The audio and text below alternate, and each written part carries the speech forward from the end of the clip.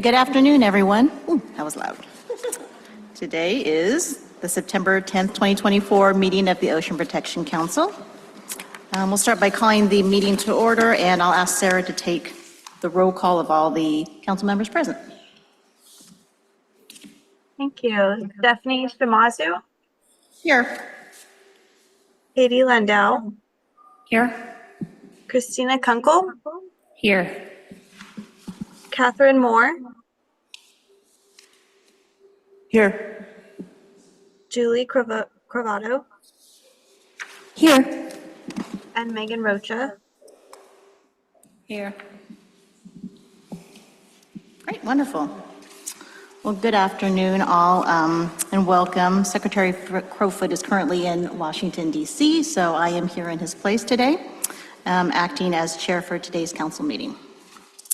So I am pleased to be joined in person today by Katie Landau, who is participating on behalf of Secretary Yana Garcia, Christina Kunkel on behalf of Controller Malia Cohen, Julie Cravato on behalf of Assemblymember Don Addis, Catherine Moore on behalf of Senator Ben Allen, and Councilmember Megan Rocha. Councilmember Alexis Jackson is unable to join us today.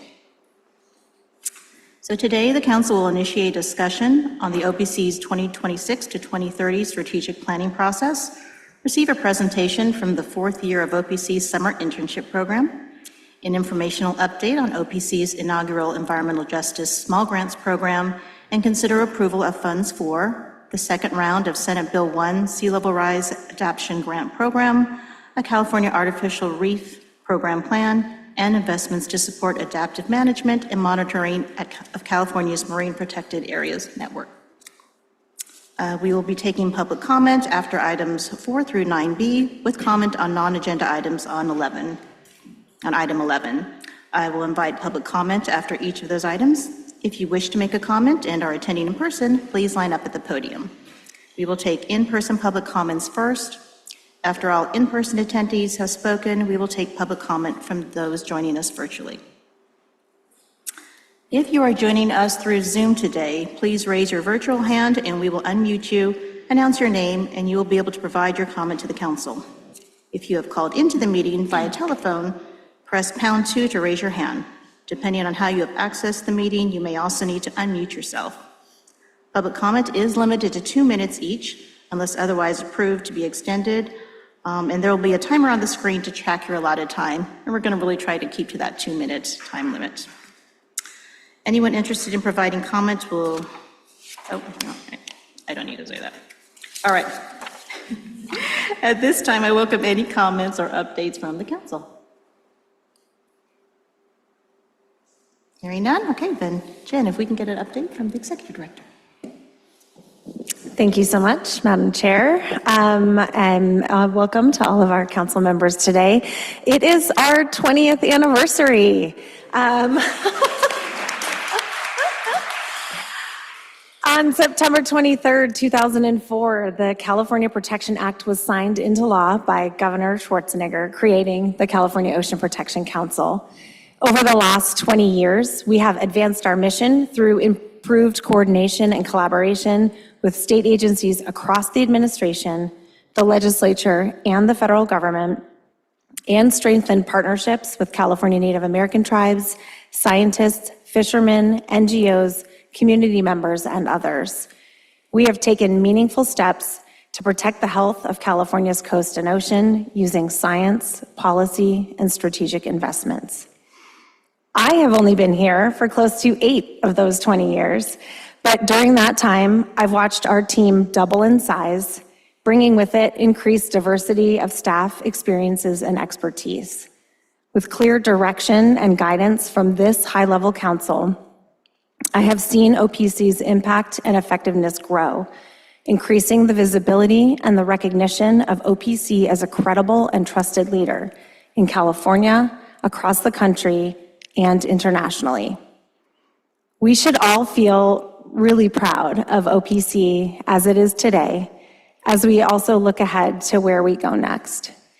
We have made incredible progress, and we still have much more to do to further embed equity into our work and to safeguard our marine life, habitats, and communities against the impacts of climate change.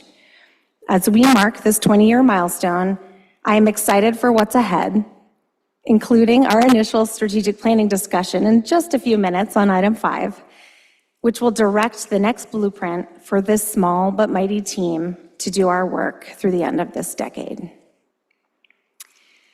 It is also Biodiversity Week, and there are quite a few things to celebrate. First, last Friday, the National Oceanic and Atmospheric Administration released the final environmental impact statement for the designation of the Chumash Heritage National Marine Sanctuary on California's Central Coast.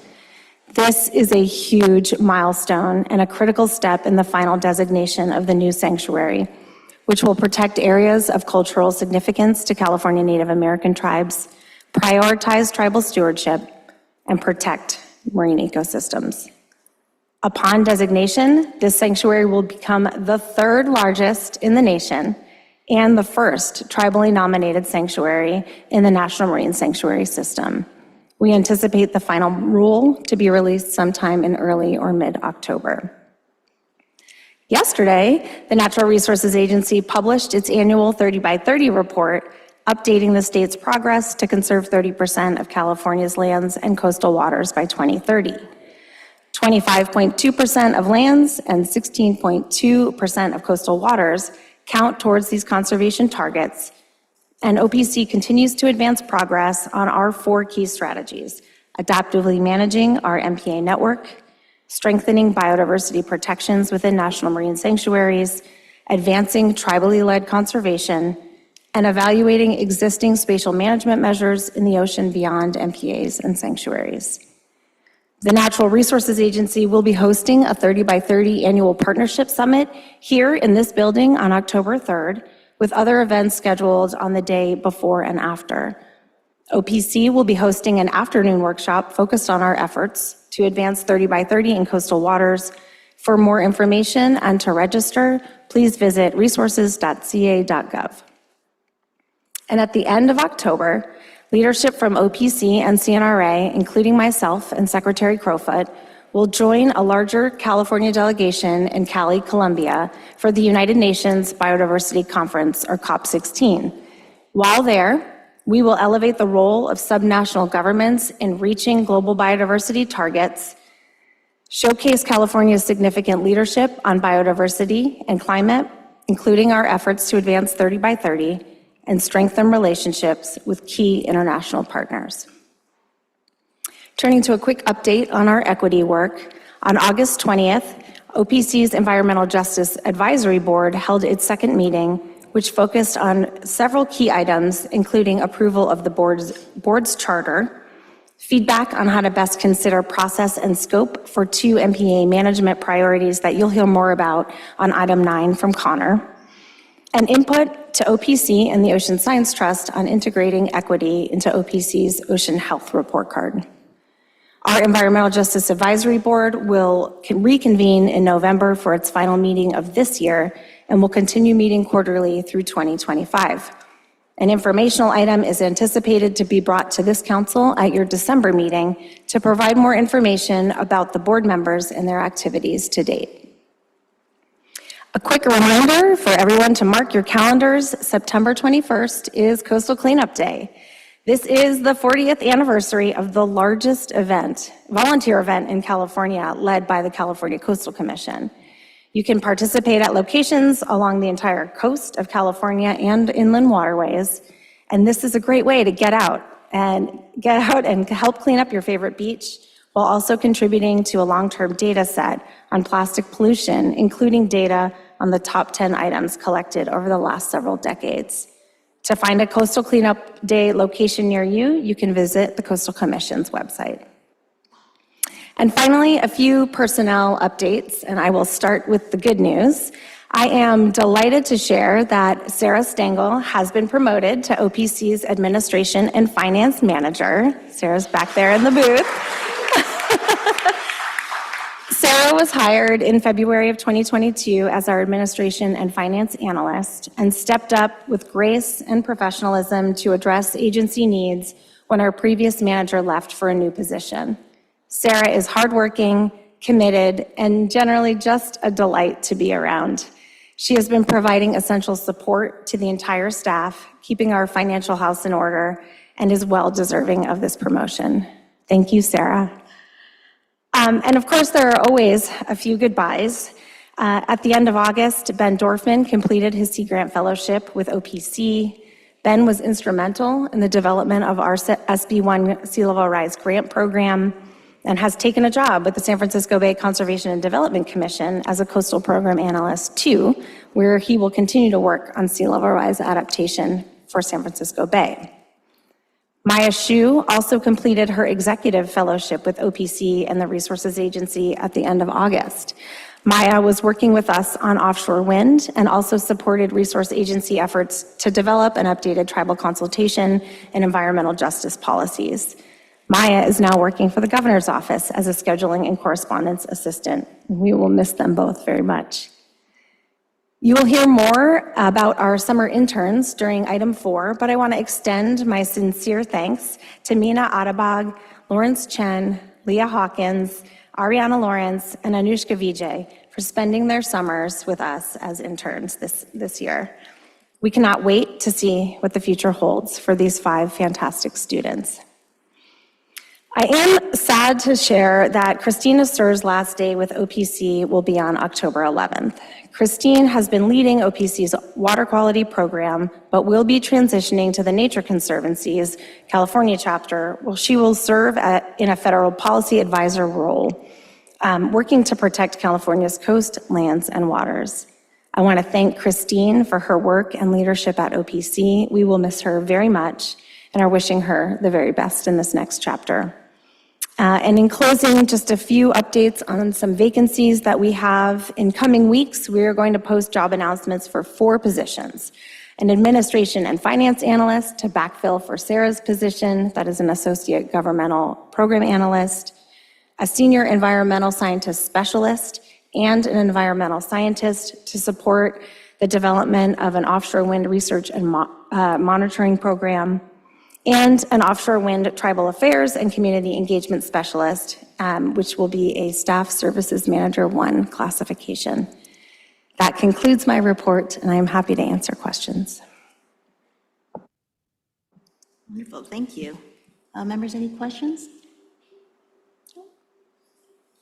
Okay, well then we'll move on to the update from the science advisor. I think Liz is on.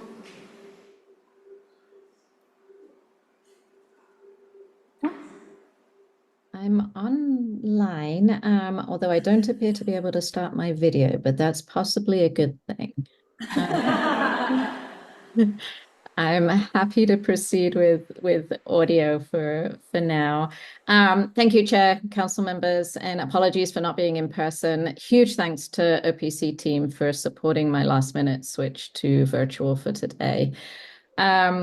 For today's update, I'll focus on one really large initiative within our broader OPC and OST partnership, the development of a Coast and Ocean report card. It feels timely, associated with the OPC 20th anniversary, and as a tool to support future work. There I am. Flagging that there is an overview 2-pager that is linked to this agenda item online today. And as we get into the heart of this work to develop the report card, we're really thrilled to have hired Dr. Jill Harris as a senior science fellow at Ocean Science Trust to lead this initiative on behalf of our joint OPC and OST teams. Jill brings just a ton of prior relevant experience working across the government, NGO, and science sectors. She's also online today, and I know that both she and I look forward to engaging broadly in the coming months and years ahead. So please reach out if questions arise today or as we all progress in this work. So, as context to set the stage, you may recall or know that the report card is a target within the OPC strategic plan and is intended as a tool to inform the public and decision makers about the status of ocean health and to highlight areas where the state can focus solutions. The intention is that this will take the place ultimately of the annual State of the Coast report to date, thereby putting OPC investment, science, and policy work into the broader setting of how we are moving the needle on coast and ocean health. I think it's important for me to say out loud that this is not an academic exercise. The aim is to make the report card both meaningful and widely accessible, based on robust science, while being easily understandable to a broad public audience. Although the exact format is still very tentative, we envision something that looks like the report cards you used to bring home from school, i.e. a single list of indicators with a single grade for each one, plus measures of change or trend. We envision deploying both print and web communication approaches to allow us to have accompanying information that will include detailed methods and data sources, acknowledge partnerships, highlight geographic differences or particular stories from along the coast. So a collaborative partnerships approach is very core to this effort. And one example of that, as a member of the West Coast Ocean Alliance, California is coordinating closely with Alliance members as they pursue an ocean health dashboard, offering really some significant opportunities for synergy and leveraging of some federal investment as well. And actually, I can share that California is very much the most invested state. And that really does give us an opportunity to set the bar for the West Coast, including on priorities such as ocean equity. A quick note on equity, we are so deeply appreciative of the advice and input and engagement of the OPC Environmental Justice Advisory Board, together with experts from across the country, including authors of the White House Ocean Justice Strategy, the National Marine Sanctuary Foundation, to name just a couple. And we're in early days, but we're uncovering the fact that while there is increasing effort to address inequities in the coastal landscape, there are not yet frameworks for how you evaluate and measure progress. So we look forward to being able to make a meaningful contribution to this field so that other jurisdictions can also support pickup and advance. So turning to more familiar indicators, you'll see in the two-pager a draft list covering physical stressors, ecological, and human dimensions indicators. This list has been refined from an initial list of over 40 from the OPC Science Advisory Team through iterative conversations about what is feasible, what is relevant, what is meaningful. It's not trivial to roll up sleeves and say, okay, if this is our indicator, how do we measure it? What data do we need? How do we interpret the results? So we want to be thoughtful about what is on this list and why, and pay attention to whether we're appropriately describing the state of our complex socio-ecological system. The list is draft, and we definitely look forward to hearing feedback and continuing to gather input as we advance the different indicators. Now, figuring out what metrics are meaningful, what data is required is that significant body of work. And we're convening working groups of experts to tackle an indicator from the list. So a quick note of acknowledgement to the many experts from across the CSU, UC communities, independent science organizations, leaders of existing monitoring programs, who, when Jill has called them up to ask for advice, have almost universally said, count me in to help. This is going to take just a huge amount of work from so many people, and we're so thrilled with the engagement we've had to date.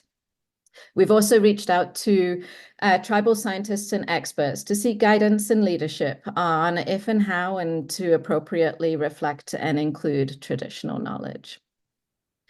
Our overall timeline, which is also included on the two-pager, is to pilot a draft report card with some indicators and piloting the design and the scoring approach for you all at the council meeting in February 2025 next year.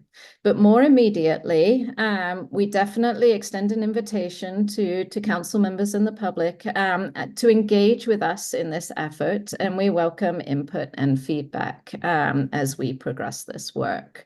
I will highlight that we are planning a virtual public listening session later this fall, plus an additional tribally focused discussion in order to gather input on indicators and to explore opportunities for partnership and contribution to this effort. There are so many good ocean monitoring programs going on in California, and we welcome discussion about if, how, and where they might contribute to the selected indicators and the report card overall. So definitely pay attention to the OPC listserv and website for links on dates and participation in those events. And thank you. With that, I definitely look forward to ongoing conversations about this slightly daunting but very important initiative. Thanks very much. Thank you. Council, any questions? Nope. Great. Okay, we'll move on to item number 4. So Kaitlyn, I think we're going to talk about the 2024 Summer Internship Program. Awesome. All right, wonderful. Good afternoon, Chair Shimazu and the council members. My name is Kaitlyn Kalua, Deputy Director for the OPC. I'm pleased to introduce and provide an update on our 2024 Summer Internship Program. This is the 4th year OPC has hosted a paid summer internship program and our 7th year of having an ongoing partnership with Stanford University. With me today are Lawrence Chen and Leah Hawkins, who will share about their experience, as well as Anushka Vijay, who's joining us on the Zoom platform.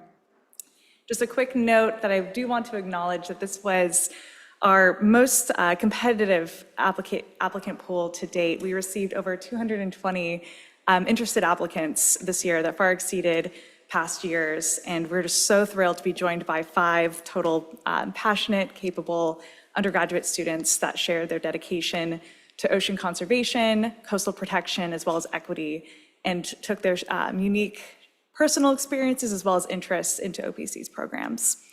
Lawrence Chen, Leah Hawkins, Mina Adabag, and Ariana Lawrence were selected to join OPC this summer through the competitive summer internship program, and Anushka Vijay joined us through Stanford University's EPIC merit-based fellowship. We are deeply grateful for their contributions this summer. We also look forward to seeing what they take on next. So with that, I'll turn the mic to Lawrence, who can share more about his experience. Thank you. Next slide.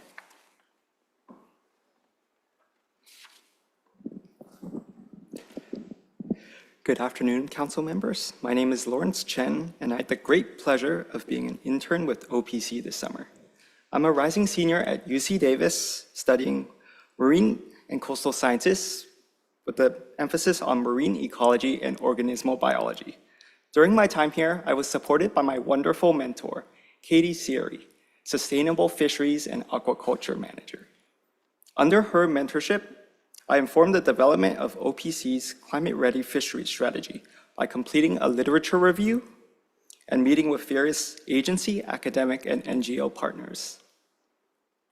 I also worked alongside 30 by 30 program manager Abby Mohan and fellow intern Mina Adabag in tailoring international guidance on other effective area-based conservation measures, or OECMs, and fisheries to support California's goal to conserve 30% of the state's land and waters by 2030.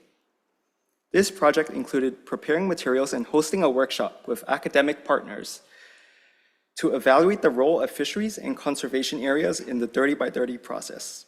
Lastly, I conducted an interview with a community science partner to explore fisheries connections to OPC's community science strategy. I am grateful for this opportunity to not only serve the state, but to also learn more about the intersection of ecology, social science, and management. Thank you. And up next, my fellow intern, Leah Hawkins.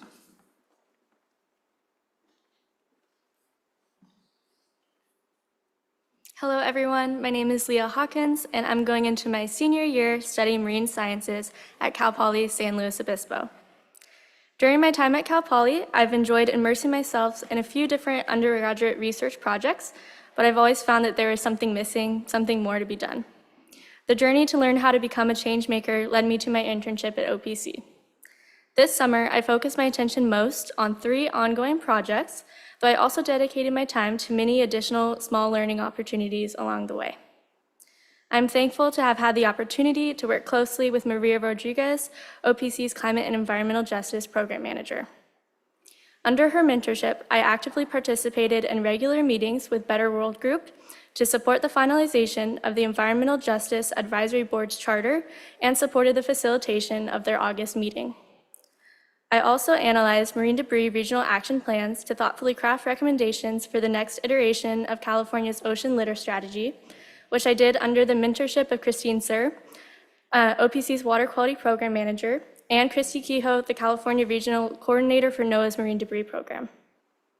In addition, I'm thankful to have had the opportunity to work with Stacy Hayden, OPC's Communications Manager, to develop draft infographics showcasing coast and ocean health based on indicators in the 2023 annual report. I know I've spent a lot of time talking about who I've worked with, but that's because I value the connections that I've made and the insightful conversations that I've had above all else. There are more people that have shaped my internship than I have time to name, which is a wonderful thing to reflect back on. I now feel that I have gained the tools and the confidence to prepare me for the next chapter of my life following graduation, in which I'm eager to pursue a career focused on the intersectionality between ocean conservation and equity. Thank you, and I'll now pass it on to Anushka Vijay, who is joining online. Thank you, Leah.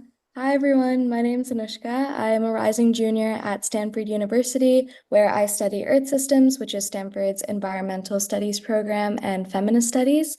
This summer, I had the wonderful opportunity to work with Stacy Lewis, OPC's Marine Protected Area Network Manager, on the MPA Management Program. I focused my summer on 3 main projects. Firstly, a report assessing MPA monitoring efforts and evaluating opportunities to diversify monitoring, both in terms of the partners involved as well as the focus of monitoring projects. And this report led me into my other 2 main projects for the summer, which was a community science strategy report, helping to recommend strategy goals, components, and a development process for an MPA management-focused community science strategy for OPC, leveraging recommendations from past California recommendations as well as international contexts. I also supported the facilitation of a community science listening session where we got feedback from partners involved in California MPA monitoring programs on strategy goals and processes. And finally, I helped develop a draft human dimensions research agenda, recommending research priority questions, metrics, and methods, again, from past California recommendations as well as international practices. I was also grateful to help support the facilitation of the OPC Environmental Justice Advisory Board Q3 meeting, which gave really valuable feedback and insights to integrate into both the draft human dimensions research agenda and community science strategy on how equity can be integrated into both these reports, as well as the process of developing them. And overall, my work at OPC this summer helped support strategic plan objectives 2.2, 2.3, and 3.1, identifying pathways for future MPA monitoring, which heightens public engagement and increases understanding of coast and ocean uses for diverse California communities. I really learned so much throughout this internship, throughout all my reports, but especially being able to facilitate the listening session and EJAB meeting. And I gained so many valuable skills as to what it looks like to effectively engage wider communities in MPA monitoring and what types of questions and insights we can be leveraging to ensure that considerations of public participation and equity are being elevated in MPA management. In the future, I hope to work in fields related to environmental justice and ocean conservation, so this opportunity was perfect in providing me with direct experience in developing skills and studying human-ocean interactions and what opportunities exist in this space. I'm extremely grateful to have learned so much from Stacy and all the OPC staff, and it's been such a wonderful experience working with OPC this summer. Thank you all so much. Wonderful, thank you. Perfect. There's the slide. We have 2 interns who are in class this afternoon, unable to join us, but do want to highlight and acknowledge their contributions. First is Mina Adabag, who joined us, who's a current sophomore and joined us from the University of California, Berkeley, where she's studying molecular environmental biology. And during her time at OPC, she worked with 30 by 30 program manager Abby Mohan, researching major threats as well as stressors to California's marine ecosystems to inform our state's efforts to advance 30 by 30 in coastal waters. Mina is passionate about environmental justice and is pursuing ecological research and conservation planning. Next slide, please. Ariana Lawrence is a junior at Pomona College, where she's studying public policy analysis with a concentration in environmental analysis. Ariana worked with a climate change program manager, Ellen McDougall, an OPC climate change team largely, to support the Senate Bill 1 Sea Level Rise Adaptation Program, as well as providing discrete research and writing policy briefs related to sector-specific plastic pollution reduction efforts. Ariana plans to pursue a JD and specialize in environmental law, eventually leading to a public service career in environmental planning and policy. Next slide, please. With that concludes our informational item. Just again, a sincere note of thanks and gratitude to this year's cohort. We're just really thrilled for your contributions and can't wait to see where you land next. Thank you.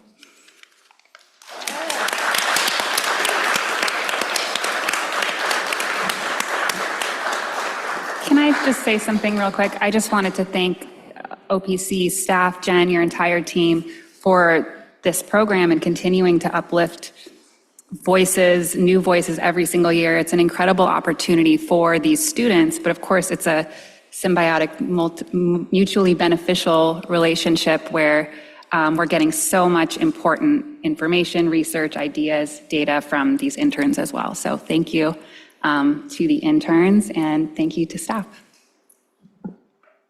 Yes, and is there any public comment? Anyone in the room who would like to speak? Not anyone online? There are no public commenters online. Great, thank you. Other council members want to say anything? No? I just want to comment that you are also impressive and confident. I'm just amazed. And I speak as I have a child as senior in college too. So thanks just for all of your work, and we look forward to seeing all that you have to do in the future. And you're going to do great things. So. All right.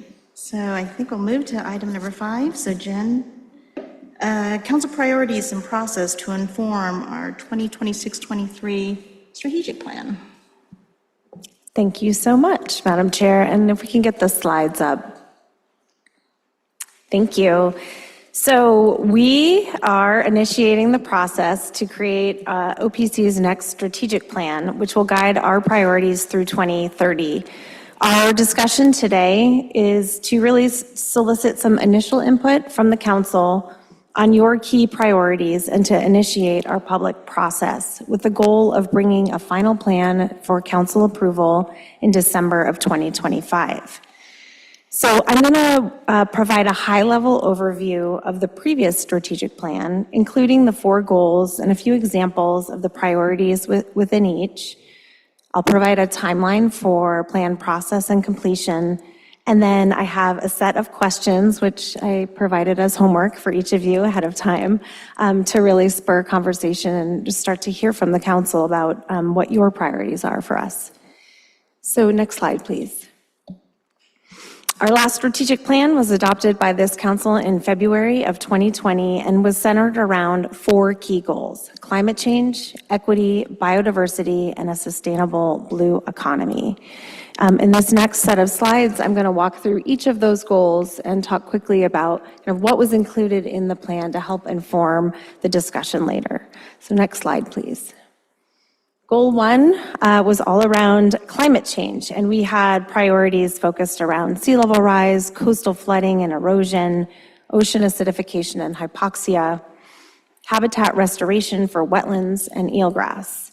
And over the last 3.5 years, achievements to meet this goal include updating the state sea level rise guidance with best available science, investments in sea level rise adaptation planning and resilience projects that include wetland restoration and dune restoration, and investments in coordinated biological and chemical ocean acidification and hypoxia monitoring, and improved modeling to understand the effects of nutrients on ocean acidification and hypoxia. Next slide, please. For goal 2, which is focused on advancing equity, we had priorities around enhancing engagement with California Native American tribes and underserved communities, coastal access, and beach water quality. Achievements to meet this goal included adoption of OPC's first ever tribal engagement strategy and first ever equity plan, a launch of a pilot environmental justice small grants program, and a separate tribal small grants program that resulted in $2 million in investments, ongoing support for the Tribal Marine Stewards Network, and establishment of OPC's Environmental Justice Advisory Board. Next slide, please. For Goal 3, which was focused on enhancing coastal and marine biodiversity, we had priorities around marine protected areas, water quality, and that includes plastics and microplastics, kelp forest recovery, and sustainable fisheries. Achievements to meet this goal include investments in MPA monitoring and data synthesis to support the state's first decadal management review of our MPA network, adoption of the nation's first statewide microplastic strategy, investments in research, pilot restoration projects, and management planning to support kelp forest resilience, and investments in data collection, gear innovation, and entanglement response to protect wildlife from being entangled in fishing gear and to support sustainable fisheries. Next slide, please. And finally, Goal 4, which was focused on the sustainable blue economy. This included sustainable fishing communities and seafood, sustainable aquaculture, offshore renewable energy, and oil platform decommissioning. Achievements to meet this goal include the development of aquaculture principles and the establishment of an interagency aquaculture leadership team, investments to support biological and oceanographic monitoring, cultural resource inventories, and fishermen engagement for offshore wind planning, and investments in the development of environmental monitoring guidance that will be a foundation for the development of comprehensive environmental research and monitoring program for offshore wind. Next slide, please. So this is our timeline. As I mentioned, this is just the first initial discussion to solicit input from the council, and we'll kick off a robust public process that includes this meeting today and then early tribal consultation and interagency coordination through the fall, through the winter and spring, a public webinar, in-person regional listening sessions, tribal roundtables, and ongoing interagency collaboration. In spring and summer of next year, we anticipate releasing the draft and presenting that draft and having a discussion with the council at its June meeting. We will continue tribal consultation. And then in winter of next year, we anticipate releasing the final draft in November for council approval in December. Next slide, please.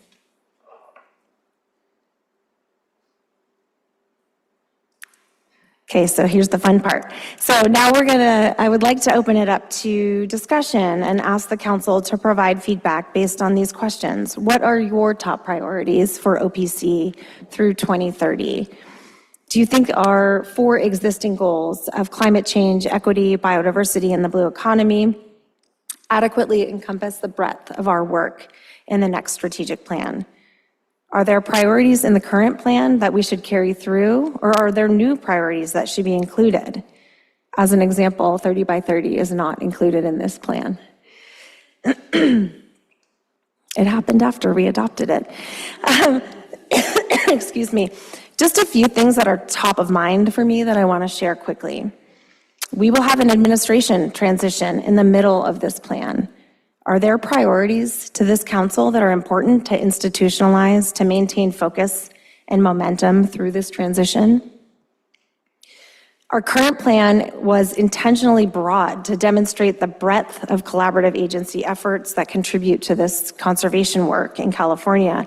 But as staff, we're thinking that a more focused scope on the next plan that provides context about that broader framework, but really focuses and elevates the actions that OPC can lead, and then also elevates the places where we can support our agency partners, might be more beneficial in this next round.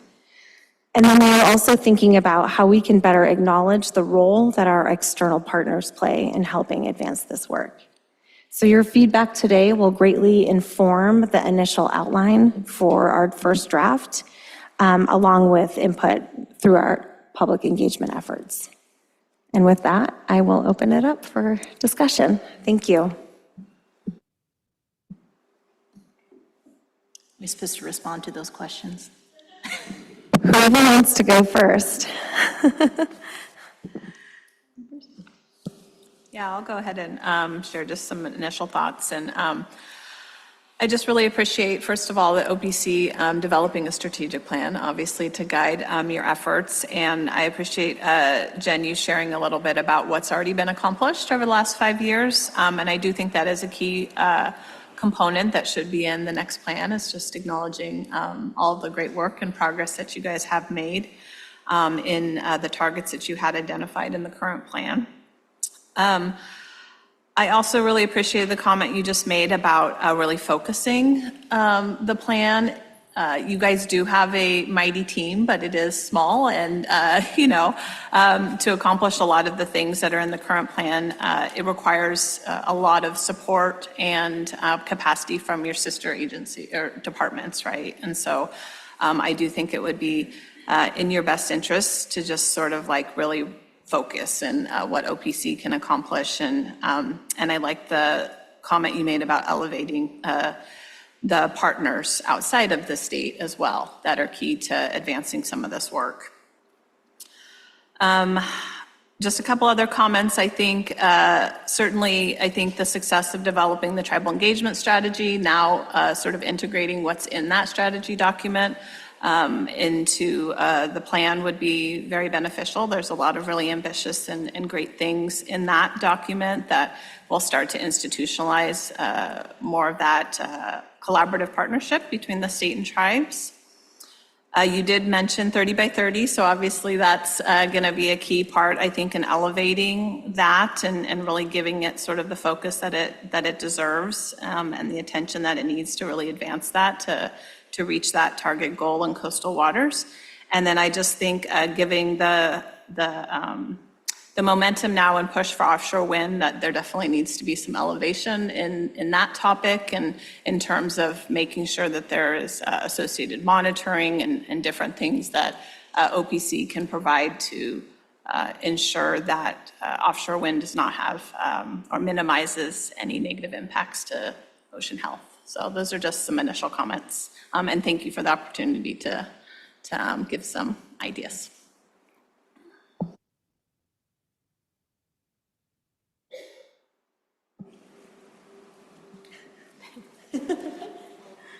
Yes, so I again, appreciate the opportunity for this initial conversation, definitely, and I know it's going to be ongoing for the next year. So a couple initial comments that just to build on what Councilmember Roca said, definitely support the idea of doing some of the narrowing. This current strategic plan is a really great starting point. It's broad, it's highlighting all of the efforts going across the state. And all of the thought and the consideration that staff and all the stakeholders put in on the last version is really appreciated. So it's a great place where we can look at what has been accomplished and what's the next step. Really, I know we have the annual reports of where the progress has been made, but if we could, sort of go through this in the discussion with these outreach meetings, some sort of summary, so that people who may be coming in at this stage of the conversation and haven't been following everything OPC's been doing, just that touch point, what we've checked off, where our next steps are. As one of those state partners, one of our big top priorities for OPC's work would really be continuing those close partnerships between OPC, Cali PA, State Water Board, Cal Recycle, Air Resources Board, and looking to you of how you can help us with a lot of our pieces. Big one I would specifically call out for that would be with the ocean acidification and hypoxia work. That has been a big part of the current strategic plan. There's still a lot more we can do. And I specifically want to just call out, the target 1.2.1 in the current plan for establishing that OH water quality objective, and how we can continue the partnership of looking to OPC to support the Water Board's development of an ocean plan amendment to add those objectives and a program of implementation to address those sources. And then similarly, continuing a lot of the partnership work on some of the other targets in the current plan with reducing plastics and the trash inflows, supporting offshore renewable energy or sea level rise and nutrient management. And then we had it in the earlier update with the report cards, but really, I know that work can be ongoing for the next year or two, but long-term, looking at how we can just incorporate that feedback loop with those into the long-term action plan. And broad goals, I really support continuing those with some of that integration of some of the equity and the other work that's been done over the last few years into weaving that in long-term with the 30 by 30, and also looking at how we can integrate some of the water supply strategy goals in with the OPC plan moving forward. And I'll leave it there for the moment.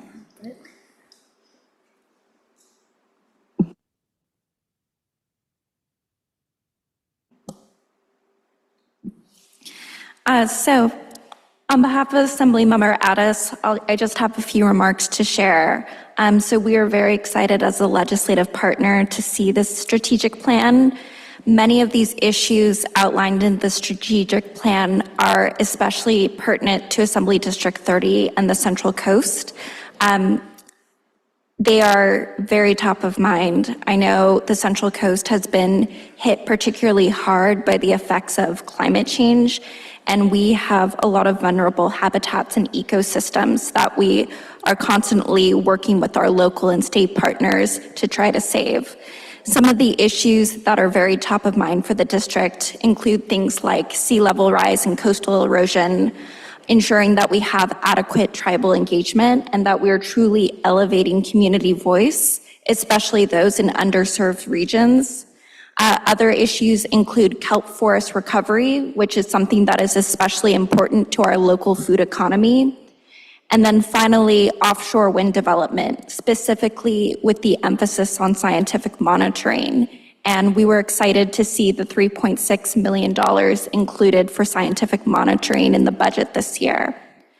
Some considerations that I think we should flag moving forward: not only will we have an administrative change halfway through the strategic plan, but one of the things to think about as well is how do we achieve these goals, especially given our current budget and fiscal outlook, and how do we properly engage our legislative partners, but also our private sector colleagues to ensure that we're meeting all of these goals.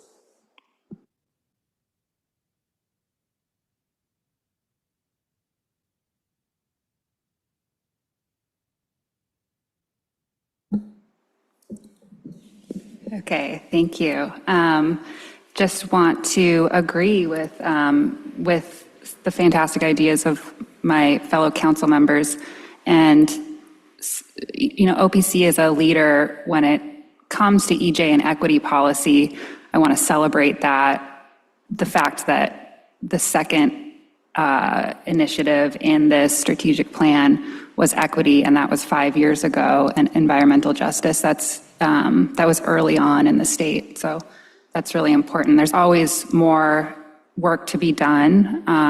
Controller Cohen would like to see more EJ and tribal-led initiatives, of course, with fair compensation as a continued priority. And Director Eckerle, I know that that's already a primary priority for you. I do think this discussion is somewhat premature. I only saw one comment letter from the Coast Keeper Alliance so far. So Controller Cohen would recommend, you know, hearing from the people that are actually impacted by climate change and the organizations that lead this important work. We want to see the results from the public listening sessions and the tribal consultation and the roundtables and everything, all of the exciting work that you have planned over the next 6 months. And it was great to see that calendar. I'm so glad that that's integrated into the planning process.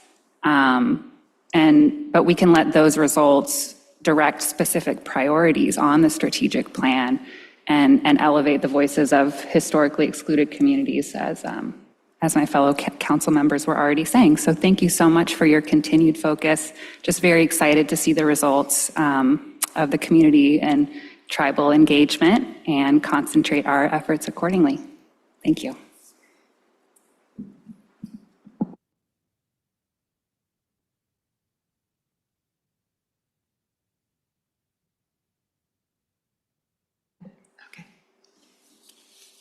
Eyes and thoughts, these are not mine, these are Secretary Crowfoot's. So just in terms of the top priorities for OPC's work through 2030, getting a handle on ecosystems in greatest peril and advance a plan to stabilize and restore them. The kelp ecosystem is at the top of his list.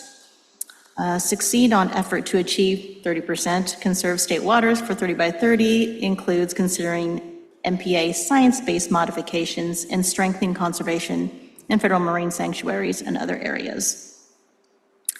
Making tangible progress, reducing plastic pollution and other pollution into our oceans in California, and to model what other regions are doing. And institutionalizing tribal leadership, stewarding our waters, help what we've undertaken with tribes to succeed and grow from there. He followed the question. So with respect to the 4 current goals of climate change, equity, biodiversity, and sustainable blue economy, just a reiteration that this is a strong corners of our foundation for OPC, so to continue that. Priorities in the current plan that should be carried through or new priorities. Very excited to see our State of the Ocean report card as a way to communicate key needs and priorities and to keep us centered on what we should be most focused on. That's it. That is it. I think we can move on to public comment if there are folks in the room. Yeah, come on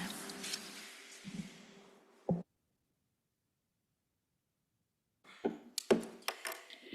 Hello there. My name's Laura Deehan. I'm the State Director for Environment California, and just wanted to make a quick comment on this exciting launching off point for the strategic plan for the next 5 years. And first, also wanted to say happy birthday to the Ocean Protection Council. It's kind of amazing just looking at this current 5-year plan that we're in the middle of, the enormity of the work that you're taking on and the importance of it. And it's really exciting and inspiring. And also under the biodiversity, pillar, happy Biodiversity Week, by the way. That it just feels like this next 5 years in particular to 2030 is this incredibly important window of time. With the global high ambition campaign for nature underway to protect 30% of our planet by that date, it just obviously feels like it needs to be a major component of this upcoming 5-year plan. We're so excited about all of OPC's work in really helping to lay the groundwork to get to that 30 by 30 goal. And not only that, but celebrate that leadership internationally and help inspire the rest of the country and the rest of the world with what's possible. I think under that, I also wanted to highlight with the progress report that just came out yesterday, we're seeing, a lot of progress already, all overall. But then, I think that progress report didn't really explain all of the work that you guys are doing, including so many tools and resources that you are, already putting into 30 by 30. We're really excited about the opportunity presented by the adaptive management process underway right now at the Fish and Game Commission. And we're hopeful that this next year progress report will see even more results. But we think that OPC will play a really key role in making that happen. And that can lay the foundation for the next 5 years actually getting to 30 by 30. So thank you. Keep it up. And in particular, I think your science evaluation work would be extremely helpful because we just keep hearing CDFW lacks those resources. So sorry, I'm over time. Thank you. Okay. Okay. Any further public comments in the room? No. Is there anyone online? We do have a few public commenters online. We'll start with Sean Bothwell. Sean, you are unmuted and you have the floor. Thank you and good afternoon, OPC. My name is Sean Bothwell. I'm the Executive Director for California Coastkeeper Alliance. We did submit some comments. They're certainly not comprehensive. We just wanted to take this opportunity to put some priorities in front of you now, and we'll certainly be engaging throughout the process. One thing I'll just say is we really liked the original strategic plan. We thought it was very well thought out. I always saw it as not just OPC strategic plan, but the state's ocean strategic plan, and that's why it was so comprehensive. And I really like that approach, but I do agree that it could be a little more focused, certainly with things that the OPC can really play a key role in advancing. But I wouldn't take away things that only the OPC can accomplish, on their own. Things that they could do with sister agencies supporting, I think, are still really important. And that leads to our biggest priority. And I appreciate the comment made earlier about ocean acidification hypoxia, objective 121. We think that one is incredibly important, really should be a huge priority going forward. The OPC has spent, funded a lot of research and science around that. I won't get into that, but it's obviously very concerning what we're seeing, and we really need to move forward with a policy on that. And the Ocean Protection Council can continue to support the science and the research, can help support the State Water Board through a resolution similar to what the OPC has done on the trash amendments in the past and once through cooling policy. And then helping with the budget, with the finances got brought up earlier. The State Water Board is going to need resources in order to get this accomplished in a timely manner. And so helping with budget support would be key as well. With 30 by 30 has been brought up, so I'll touch on just one other priority since it will probably be in the next strategic plan, and that's areas of special biological significance. Specifically, objective 341 is what that's getting at. Just so you know, ASBSs are water quality protections similar to MPAs, but unlike MPAs, it's really focused on water quality from land-based sources. MPAs right now only have about 40% of them are protected by these ASBSs. And so the goal was really to advance more protections for those. Last year, California Coastkeeper and Monterey Waterkeeper submitted the first new water quality protections for the Point Sur MPA in 50 years. It's the newest protections for the ocean plan in 50 years. And we've been moving forward with that with the Central Coast Regional Board, but they're having resource constraints just like everyone else. I do want to thank Assemblymember Addis for supporting that project and supporting that moving forward in a timely manner. So we hope that will be done by the next strategic plan. But one piece of advice is rather than do these individually, each MPA, I think the State Water Board would be open to a general order to cover all MPAs with water quality protections in one thing. So that way you don't have to do CEQA for every individual MPA. And so that's one of our recommendations to consider as we update the next plan. I'll stop there, but thank you for the opportunity. Thank you. Next, we have Jennifer Faring, followed by Tom, and then Jared. Jennifer, you are unmuted and you now have the floor. Hi there. Can you hear me? Yes. Thank you so much. Good afternoon, council members and staff. Jennifer Fearing on behalf of Monterey Bay Aquarium, Ocean Conservancy, Oceana. And actually, I wanted to just reflect on how valuable and useful I think the strategic plan that you all has been to the scope and scale of work. And I really have appreciated how every meeting ties back, every item ties back to the strategic plan. And I'm hopeful that is even if you seek to narrow it going forward based on feedback that you receive through your process, that remains just a really excellent way to stay true to that work and to pay attention to it. I wanted to just offer like a broad consideration that's occurred to me as an advocate in this space, and that is how you all might advise and think going forward that to take what OPC develops, particularly I'm thinking of strategies like the microplastic strategy that developed science-based, very specific policy change ideas and objectives. In the absence of any regulatory authority, which you don't have, how can the OPC and others make ample and optimal use of that work to make those changes happen? I specifically am reflecting on the efforts last year to enact AB 1628, which was unfortunately vetoed by the governor. even though the specific policy pursued in that legislation, and that was to require washing machines to have a filter that would filter out microfibers from the environment, was a specific goal and specific strategy within your microplastic strategy. The governor now has on his desk a bill that will center OPC as a leader among other agencies, state agencies, to help develop specific implementation strategies. But I really struggle to think about how we take the good work that you do and turn it into reality on the ground, and would appreciate through your strategic planning process thoughts on how to strengthen maybe the OPC's role in helping make that happen.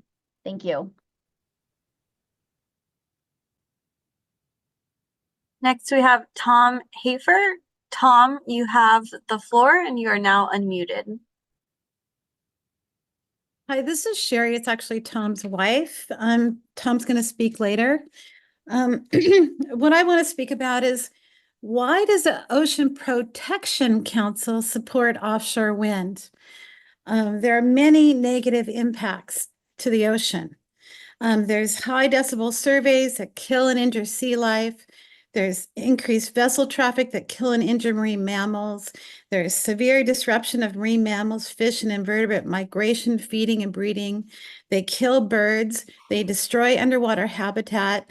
They are industrializing small tourist towns and fishing harbors with large ships or oil storage and large supply trucks. They significantly will increase our energy cost. They are severely negatively impacting the fishing industry. Already, with the surveys that have been going on since April 19th, there's a 70% reduction in our deep water ground fishermen. They are damaging our view shed and our coastal beauty. There will be 1,000-foot tall turbines, oil rig-sized substations, red 300-foot long offshore wind vessels out there 24/7 that will be visible from our shores. There's a major carbon footprint with tons of non-recyclable waste. I don't know if you saw how in China they had a typhoon and hundreds of them were knocked down. And in Vineyard Wind Farm on the East Coast, a blade broke and threw waste over 70 miles of coastline, fiberglass. The substation converters that convert AC to DC will require once through cooling, heating the water, and adding chemicals, degrading the environment. The export cables that they use, the high voltage cables, use sulfur hexafluoride, the most potently chemically reactive greenhouse gas. There will be constant air, noise, light pollution from the offshore wind industrial complex. And to top it off, BOEM concluded in their final EIS assessment of the Vineyard offshore wind farm on the East Coast that there will be some increase in the greenhouse gas emissions and will not have an impact on global warming or climate change. Thank you. Our final public comment is going to be from Jared. Jared, you have the floor. Hi, good afternoon, council members. Jared Voskuhl, Director of Regulatory Affairs for CASA, the California Association of Sanitation Agencies. CASA represents over 130 agencies and municipalities that engage in the collection, treatment, recycling, and resource recovery of wastewater. We want to thank the council for agendizing this item today to speak about the process and timeline for the next strategic plan and conduct this early engagement. It's a very valuable step, and the conversations before formally initiating this endeavor will go a long way to ensure its success. Over the course of 2019, ocean acidification and hypoxia were added to the draft 2020-25 strategic plan with a goal to phase out coastal discharges and reduce nitrogen loadings. Wastewater agencies contribute less than 6% of the total nitrogen to the Southern California Bight. And we think that's important to observe when you're contemplating policies and prospective interventions for what the water board's actual management capabilities are, and for when you're analyzing the question of whether wastewater discharges in the Southern California Bight are causing these OAH impacts that were predicted 50 miles offshore, and if that could be redressed by management intervention. We also appreciate and you're wanting to recognize partners in the next plan. And last year, the SWORP Commission and its technical advisory group recommended an independent review panel for their ocean acidification model. And so we wanted to thank the OPC for working collaboratively and participating on the project steering committee for that project, alongside colleagues at Cal EPA, namely Karen Mogus, Chief Deputy Director of Water Quality at the State Water Resources Control Board, as well as Dave Gibson, the Executive Officer from the Region 9 San Diego Regional Water Quality Control Board, but also colleagues with California Coastkeeper and the SWORP modeling team. The draft report was released this summer, and we expect the final one in November. The draft report highlighted that the model was fundamentally sound, and yet there were multiple aspects of the model for which there's scientific uncertainty that could be resolved. And thus the experts recommended changes to the model and performing sensitivity analyses in order to build that confidence in the model predictions. And they also recommended selecting realistic modeling scenarios to understand the effects of costly multi-billion-dollar upgrades at treatment plants along the coast. And this is the issue we're ultimately sensitive to with affordability. And so to close, the draft report recommended the steering committee continue working together to develop a strategic plan with a structured approach for pursuing and fulfilling the recommendations. And so we're supportive of the OPC continuing with this project and that work so we can get answers to these questions. And with that, I'd like to thank the council for its leadership in protecting California's coast and ocean waters. All right, thank you. Okay, council members, just want to check any last thoughts before we move to the next item? No. Say one last thing. Sure, of course. I just want to say thank you to the members of the council and the public that gave initial comment today. It's really, really helpful in just helping us make sure we're framing kind of a general outline in the appropriate way. And then Councilmember Kunkel, I hear you loud and clear that we really do need to hear from everyone about what their priorities are, and then we will use that to inform the draft that we will bring back next summer. So thank you all very much, and we expect to continue to hear from you over the next year. Thank you. With that, we will move on to item number 6. So, Megan, this is an informational and action item. Consideration and approval of disbursement of funds for Senate Bill 1, Sea Level Rise Adaptation Planning Grant Program. Okay, hopefully that's a good enough height for the mic. Good afternoon, council members. My name is Megan Williams. I'm the Coastal Adaptation Program Manager at OPC, and I'm here to talk to you today not only about the second set of SB1 projects that we're recommending for funding approval, but also to just update you guys on what we have learned so far with the launch of this grant program 9 months ago. Next slide, please. So as a quick recap, in August of 2023, OPC approved the disbursement of up to $95.9 million for the SB1 grant program to fund sea level rise adaptation planning and implementation projects. The overall goal of the SB1 grant program is to provide funding for coastal communities to develop consistent sea level rise adaptation plans and projects to build resilience to sea level rise along the entire coast of California, as well as the San Francisco Bay. To achieve this goal, the SB1 grant program offers 2 tracks of funding, one for pre-planning and planning, which is our track 1, and one for the project and implementation phase, which is track 2. Track 1 officially opened for proposal submission in December of 2023 and accepts proposals on a non-competitive rolling quarterly basis, provided that the proposals satisfy the program requirements. Track 2 proposals, which is that implementation project phase, will be accepted through a competitive process starting in mid-2025, subject to the availability of funding.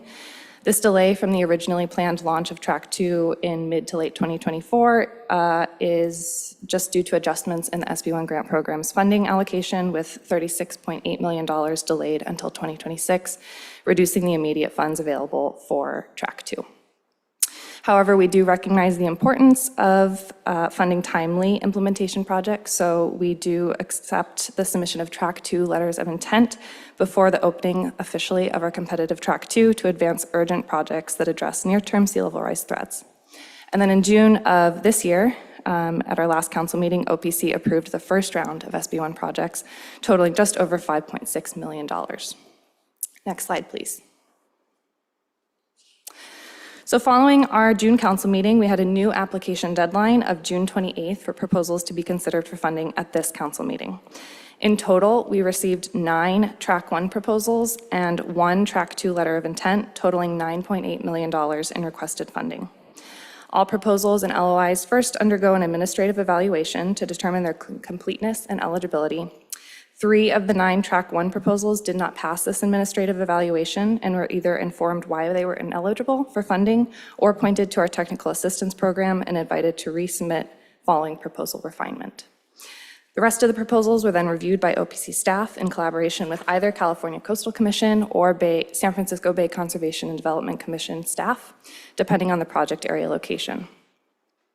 Proposals were reviewed for their adherence to our sea level rise adaptation criteria and the evaluation criteria set forth within our solicitation. The agency collaboration with either Coastal Commission or BCDC ensures SB1 projects will contribute to the requirements that are set forth in SB 272, which is the Laird Bill signed in 2023, as well as adherence to either the Coastal Act or the McAteer-Petras Act.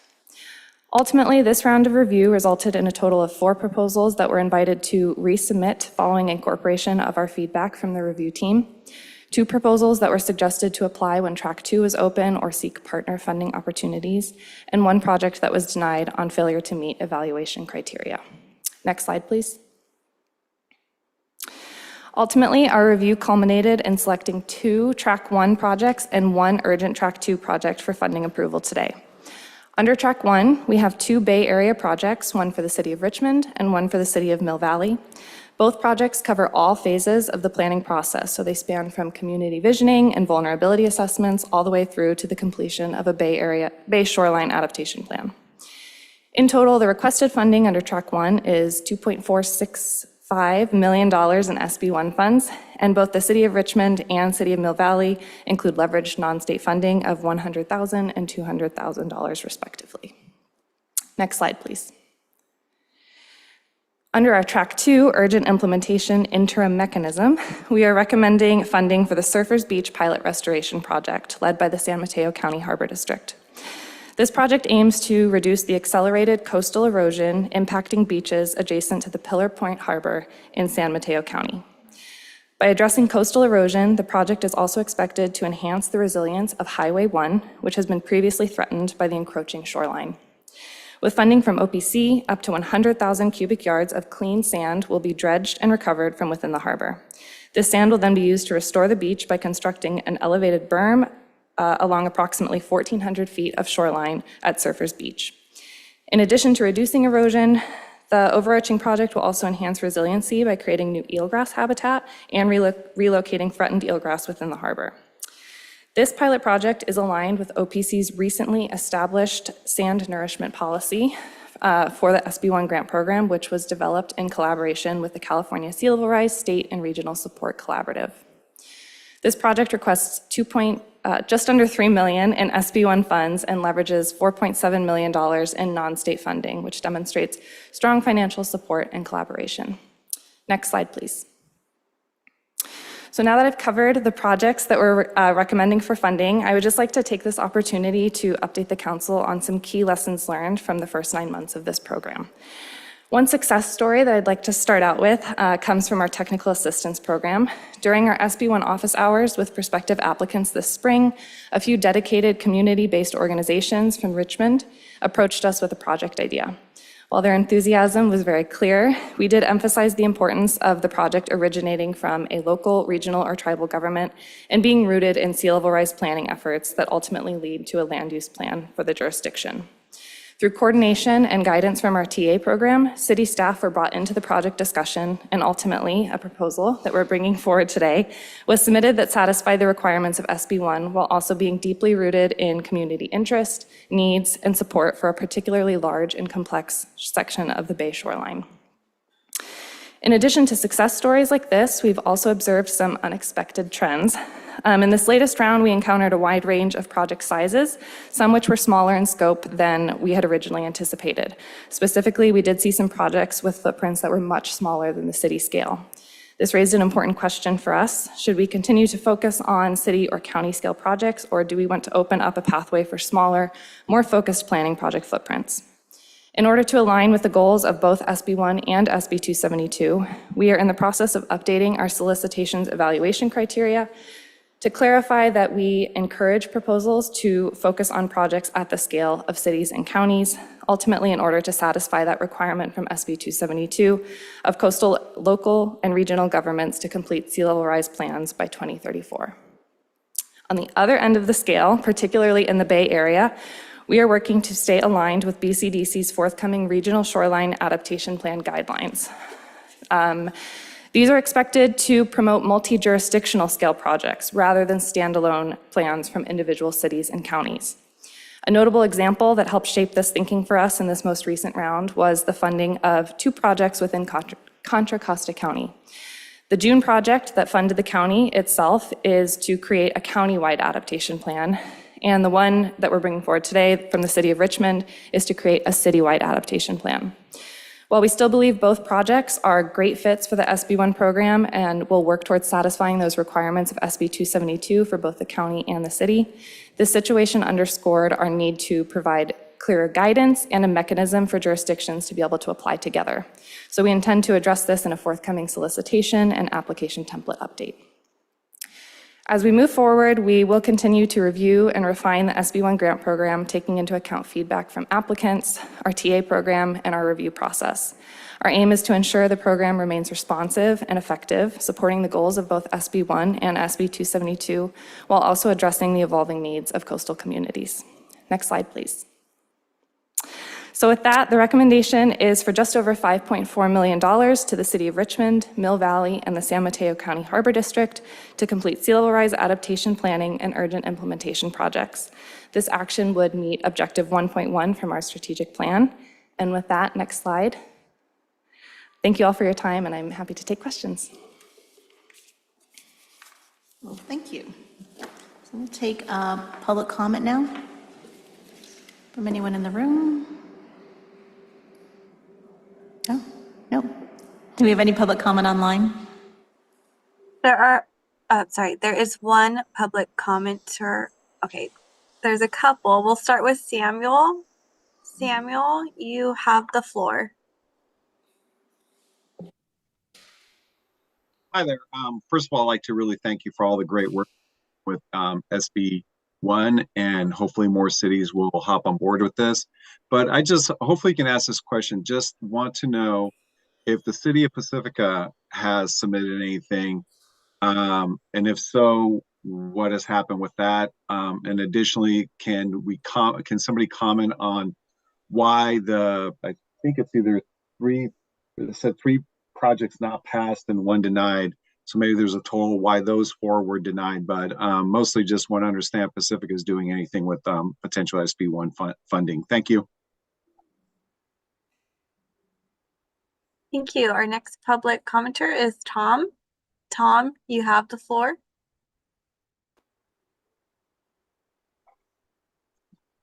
You hear me? Yes. Okay. Yeah, so I want to talk a little bit about Morro Bay Harbor and the 2 storms we've had in the last 2 years pretty devastated the harbor. We didn't get any disaster relief money. We thought we were because the docks were destroyed. So I'm kind of wondering if this SP1, if our harbor could write a proposal for that, for some money to rebuild our docks. The commercial fishermen, the harbor was out of money. They didn't have any money to rebuild our docks after that storm. So the Morro Bay commercial fishermen put up $100,000 to do some Band-Aids on the docks. We fixed 5 fingers, new floats, new boards, new rings, new cleats, but we're out of money now. And we don't have any more money to give the city. We already anteed up 100 grand. So I was just wondering, with the sea level rise and climate change and everything that people are thinking is happening, it'd probably be good to really look at our docks and rebuild them. I mean, it wouldn't be that much money. It would be probably $300,000 or $400,000 to make the docks strong and viable again, because they're really getting in bad shape. And so I was just kind of wondering about that. Could the city put a proposal in for something like that? I'm done. Our final commenter is Todd. Todd, you have the floor.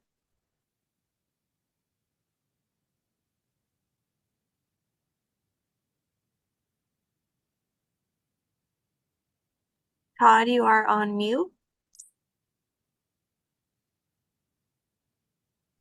Sorry about that. Can you hear me now? Yes. Sorry about that, everyone. Hi, Todd Cusimano. I'm the city manager of the city of Mill Valley, and I just want to thank Chair Crowfoot, members of the council, and staff, specifically Megan Williams. You are doing really amazing work. Projects like this are all about momentum and opportunity, and your leadership, the support, opportunity, and the consideration for our city, specifically in our region. It's a big deal for us. We're ready to do our part, both in the short term and long term for our future leaders. And I wanted to thank you, and I would like the executive director and this council to know just the great work of the team and Megan Williams specifically. So thank you so much for the opportunity, and thank you for your leadership.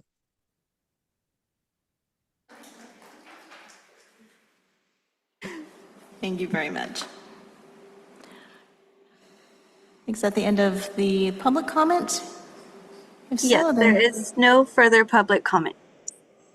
Great, thank you. Members, do you have any comments?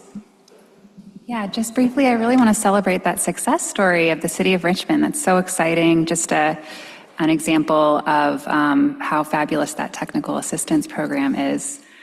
I'm wondering if, so I noticed you mentioned that these projects are all in the Bay Area, and I was looking back at the June one as well.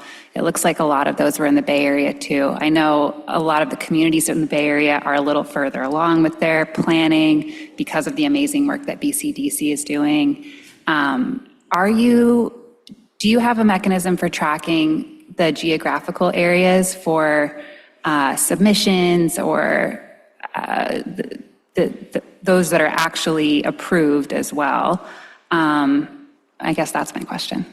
That is a really good question and something that we have talked about in this last 2 rounds. I think it would be great to try to build out a map that we can really just like track and be able to, pinpoint and put pins along the coast of California and along the Bay, just so that we are keeping in mind and knowing where we need to maybe do some outreach and try to get applicants in the door, as well as to the public, just to see, is their city, did they apply? Do we have funding for this? What's the project there? And kind of seek that out. So it's definitely something, and I think we are in talks of doing. We just need to work on actually getting that stood up and potentially putting it on our funding webpage.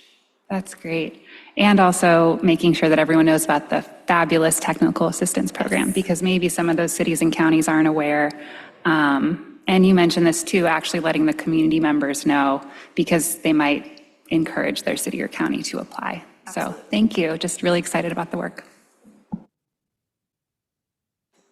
Thank you. Okay. Council members, any further discussion? If not, I'll ask for a motion.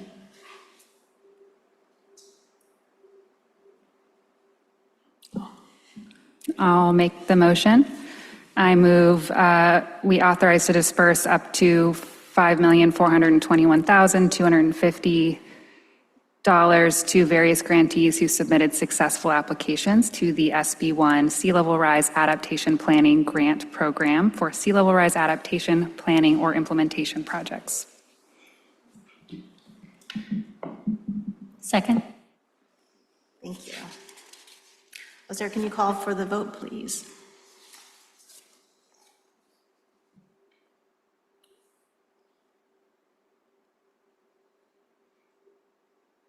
Chair Shimazu? Aye. Councilmember Landau? Aye. Councilmember Kunkel? Yes. Councilmember Rocha? Yes. The council has voted unanimously. The motion passes. Wonderful. Thank you. Quiet claps. All right, move on to item number 7. I think Maria's going to present. This is an informational item on the Environmental Justice Small Grants Program. Hello, good afternoon. Can you hear me well? Hi, council members. I'm Maria Rodriguez. I'm OPC's Climate and Environmental Justice Program Manager. I'll be presenting an informational item on our pilot environmental justice small grants program, which was developed in partnership with our grantee, Justice Outside. Next slide, please.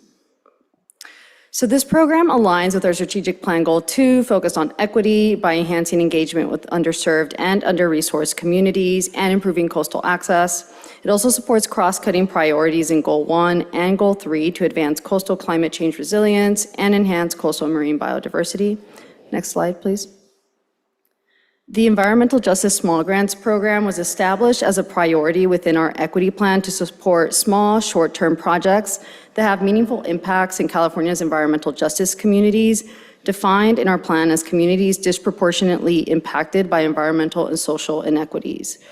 The purpose of this initiative is to expand opportunities for environmental justice communities to access state funding and address community-informed ocean and coastal priorities. Through our collaborative partnership with Justice Outside, they've supported scoping program priorities informed by their extensive community networks, launching the program and stewarding $1 million of state funds for small grants through their Liberated Paths grant-making program. Next slide, please. The program priorities included funding for organizations, people, or projects led by and engaging Black, Indigenous, and people of color, also referred as BIPOC, those with strong community ties and with annual budgets under $1 million, and those with limited funding streams. Eligible projects and programs include activities at the nexus of ocean and coastal research, education, community-based ecosystem management, climate and ocean resiliency, coastal access, recreation, cultural and ancestral practice preservation, and more. The funds provide flexibility for grantees to support general operating costs, organizational capacity building, and project-specific needs. Next slide, please. Next slide? Oh, wait, that's it. No, it is a next slide. So, right there, yes, thank you. The program was publicly announced in February this year, followed by 4 informational webinars, which drew over 100 participants, demonstrating a strong interest and need for this funding. Applications were accepted between March and April in various formats, such as written, oral, and video interviews, to provide an accessible application process. Justice Outside also provided technical assistance throughout the process, including hosting office hours to assist applicants and address questions. The maximum grant amounts were set at $25,000 for a 1-year period and $50,000 for a 2-year period. The scoring and evaluation process emphasized BIPOC leadership, authentic community engagement, and alignment with program priorities. In total, 99 applications were received, requesting a total of $4.6 million, over 4 times the amount of funding available for this pilot round. After multiple rounds of review, a final grantee cohort was selected in July. Next slide, please. Listed here on this slide are the selected awardees. A total of 24 grantees were selected to receive $1 million over a 2-year period, supporting projects and programs that will advance ocean and coastal conservation in a way that centers and strengthens communities. This funding is a critical step toward building equitable access and opportunities in ocean and coastal conservation, directly benefiting community-based and led initiatives. The projects span across art, advocacy, coastal access, environmental education, and much more. Next slide, please. Now, I'd like to highlight a few of the awarded grantees and their impactful work. Diversify, located in Los Angeles County, offers scuba certification and ocean conservation courses to high school students of color, fostering an early connection with the ocean. Black Star Polo, located in San Diego County, develops aquatic skills among Black youth, connecting them to water sports and ocean recreation. Earth Equity does work in Humboldt and Marin counties and engages incarcerated individuals in ecological restoration and ocean advocacy. Un Mar de Colores, located in San Diego County, provides cultural responsive surf therapy, mentorship, and educational experiences for youth, emphasizing healing through ocean access. Black Image Center, located in Los Angeles County, empowers young Black photographers by combining nature and outdoor photography with environmental activism, offering training and resources to create climate communicators who engage the public on issues like ocean pollution and climate change through their imagery. As far as next steps in the program, Justice Outside, our partner, is currently working with awarded grantees to develop grant agreements. There will be ongoing support for grantees throughout the 2-year period grant cycle, such as ongoing technical assistance to support project and program implementation, and capacity and community building approaches planned throughout. A year 1 report will be developed in fall next year that details projects and programming outcomes and impact of these projects, including lessons learned about this pilot round. Next slide, please. Yeah, so I just want to make a note that this program is advancing equitable access to coastal resources and fostering community-led conservation across the state. I look forward to providing further updates as the program progresses. Thank you so much for your time and attention, and I'm happy to take any questions. All right, thank you. Is there any public comment? Anyone here in the room? Nope. Anyone online? Yes, we do have public commenters online. We'll start with Asante, followed by Gabriel. Asante, you have the floor. Hey, hello. Greetings. I hope everybody can hear me. We can hear you. Perfect, perfect. This is Asante here. I am the CEO of Black Star Polo. I want to keep this very brief and simple. Just wanted to extend an amount of gratitude and a thank you for being an awardee of this grant. Black Star Polo was founded about 3 years ago, and it has been running pretty much solely off of grassroots donations and fundraising events, benefit shows, and merchandise sales. So having this be one of our first significant grants over the next 2 years is going to benefit us in a major way because we've been able to provide free swimming lessons, water safety instruction, and opportunities for aquatic professionals to give back to these underserved communities for people of color in San Diego and also internationally throughout the continent of Africa, especially in Ghana. So giving a big thank you, looking forward to making a big impact and getting more people of color well acquainted to aquatic spaces and the pools and the bays and the beaches and lakes. And it's an incredible honor to be recognized. So that's my thank you as a California, San Diego boy, making a effort to have an internationally impactful organization. Thank you. Thank you. Next, we have Gabriel Shepard. Gabriel, you have the floor.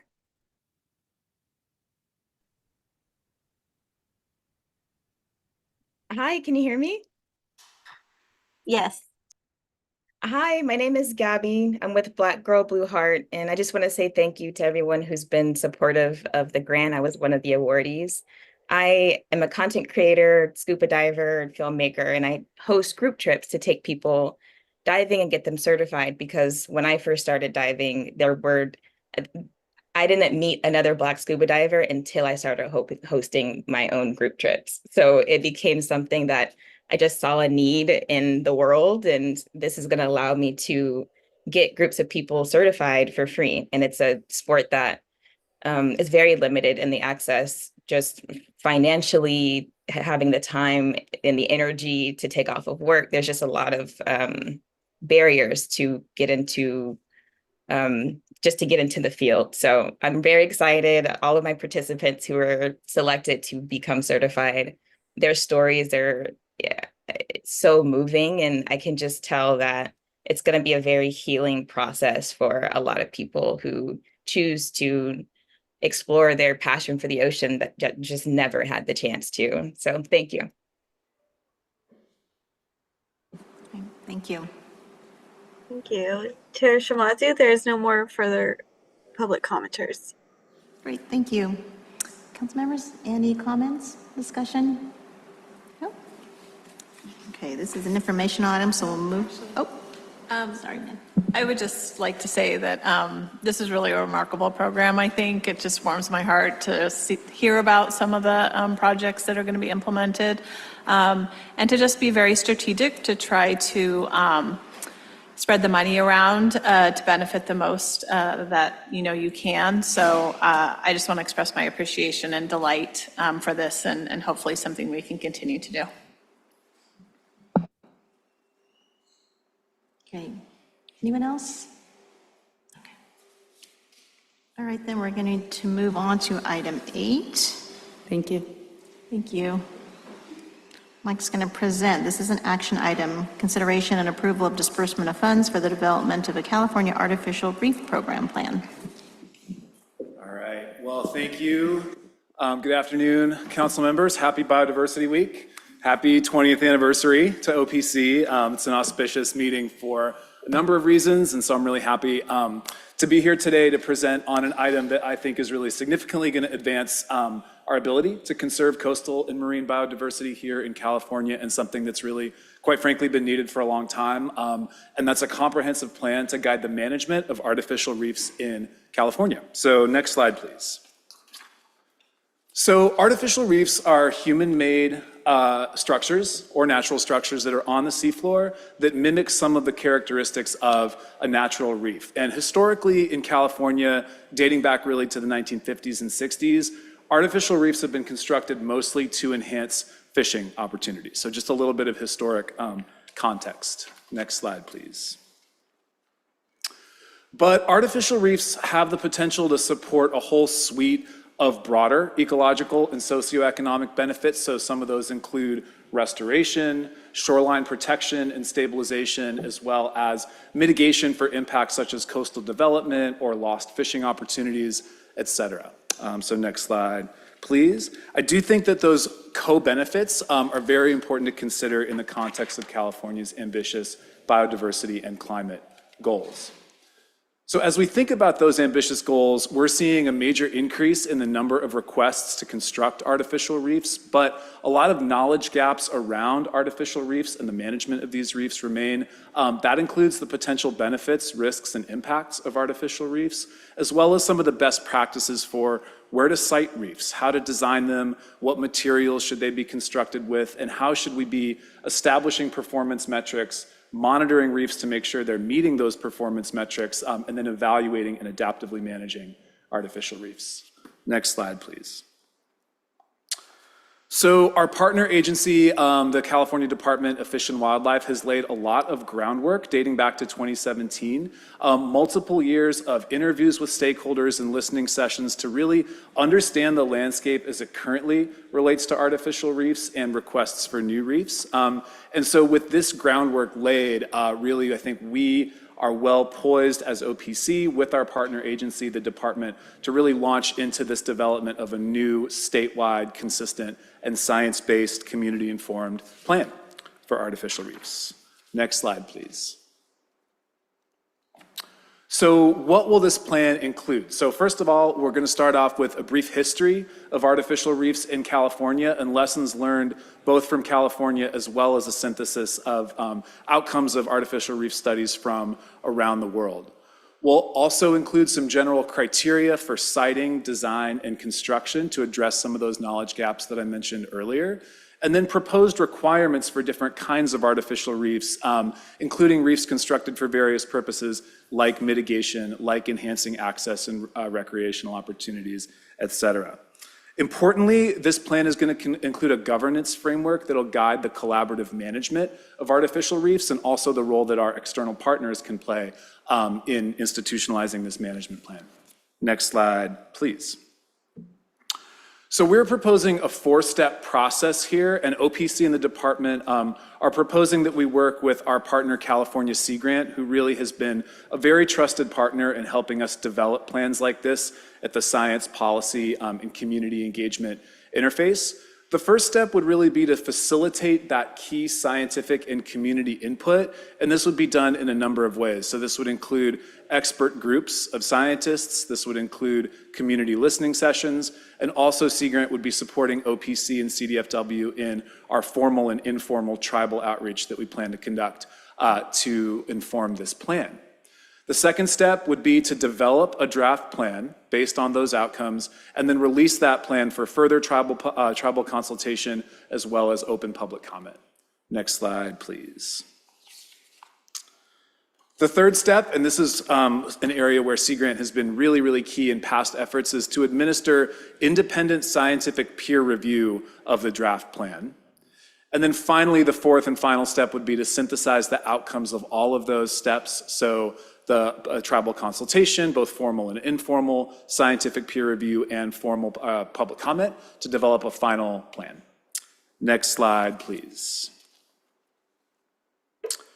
So just to wrap up here by focusing on the benefits, but really, specifically on the equity and environmental justice benefits of this proposed plan: improved environmental quality, improved access and recreational opportunities, and then also in particular, the potential for strengthened resilience for coastal communities, including those frontline communities that are threatened by sea level rise through some of this shoreline protection and stabilization work. Additionally, the fact that we're meaningfully prioritizing tribal and community input into this plan is directly responsive to Goal 1 in OPC's equity plan, and the scientific aspects of this work support equity plan Goal 4, which is really focusing on kind of broadening what we consider to be science, right? More inclusive science. Next slide, please. So today, staff is recommending that the council authorize up to $550,000 to Sea Grant to support the development of the Artificial Reef Program plan via that four-step process that I just described. Next slide, please. Thank you so much, and I'd be happy to answer any questions that you might have after public comment. Thank you. Thank you, and I think we have a partner agency. Are there folks from CDFW here to speak?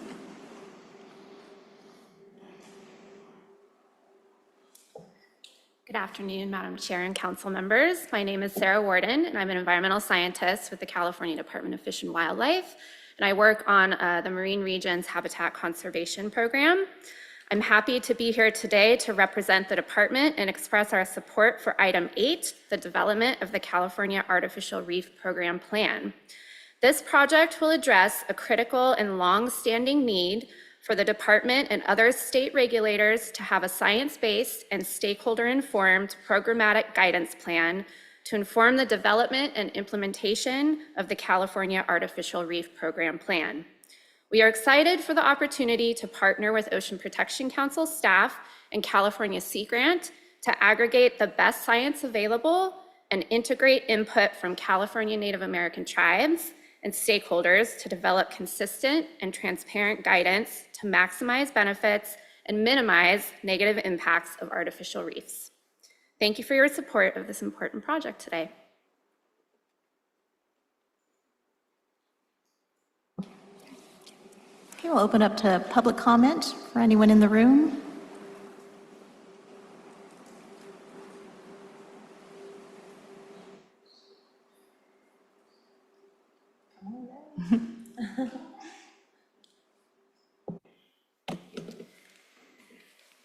Good afternoon, Ocean Protection Council. My name is Ricky Erickson, and I am here as a marine ecologist for the California Marine Sanctuary Foundation. I'm happy to express our strong support for approving funding for Item 8, which will support the creation of the California Artificial Reef Program Plan. CMSF has a long history of undertaking projects and creating strong partnerships to protect, conserve, and restore California's marine species and habitats. All of these projects center science to ensure outcomes that have the highest likelihood of success and avoid unintended consequences. Our interest in artificial reefs as a tool for species and habitat restoration and as a mitigation pathway for things like offshore wind energy development continues to grow in California. There's an urgent need for statewide guidance to identify conditions that'll help maximize benefits and minimize the negative impacts. This proposed project will enable the Department of Fish and Wildlife to partner with OPC staff and California Sea Grant to develop a CART plan, or California Artificial Reef plan, that provides consistent and transparent guidance on materials, siting, uses, monitoring, and other factors that affect the ability of artificial reefs to achieve their objectives. We support the process and approach discussed in the staff recommendation that will ensure scientific, local, community, and traditional knowledge to be integrated into the plan. And we encourage you to support funding for this item today. Thank you. Thank you.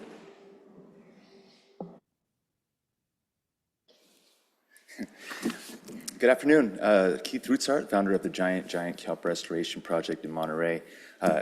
I just came back from Sunday from Mexico, it's Ensenada, Mexico, where we were doing some kelp restoration research there with the Universidad Autónoma de Baja California, where we are planning on returning actually at the end of this month to do some more. It would be really nice if we could do kelp restoration here in California, where I live and pay taxes, but kelp restoration is illegal in California until probably 2027. Aquaculture, artificial reefs, and kelp restoration have been allowed by the fishing industry in Baja for many years, and with great success. Kelp is growing on ropes and concrete structures, and with lobsters taking up residence. Green abalone are making a comeback. In California, Monterey Bay National Marine Sanctuary Advisory Council asked the department to allow divers to sink a ship in Monterey over 7 years ago. We had a line on a 110-foot ship, and in Antioch, we were going to pay for everything, but we were told that the department did not have a permitting process for an artificial reef, which seemed incredible to us because the Yukon in San Diego is a very popular shipwreck diving site, but that is outside of state waters, so that's why it was allowed. We asked the department to look at Florida, where they permit many artificial reefs, but that is where this idea went to die. So we're really glad this has come up again here in California. Our FGC petition 2023-23 MPA asks to allow artificial reefs so kelp can grow on them.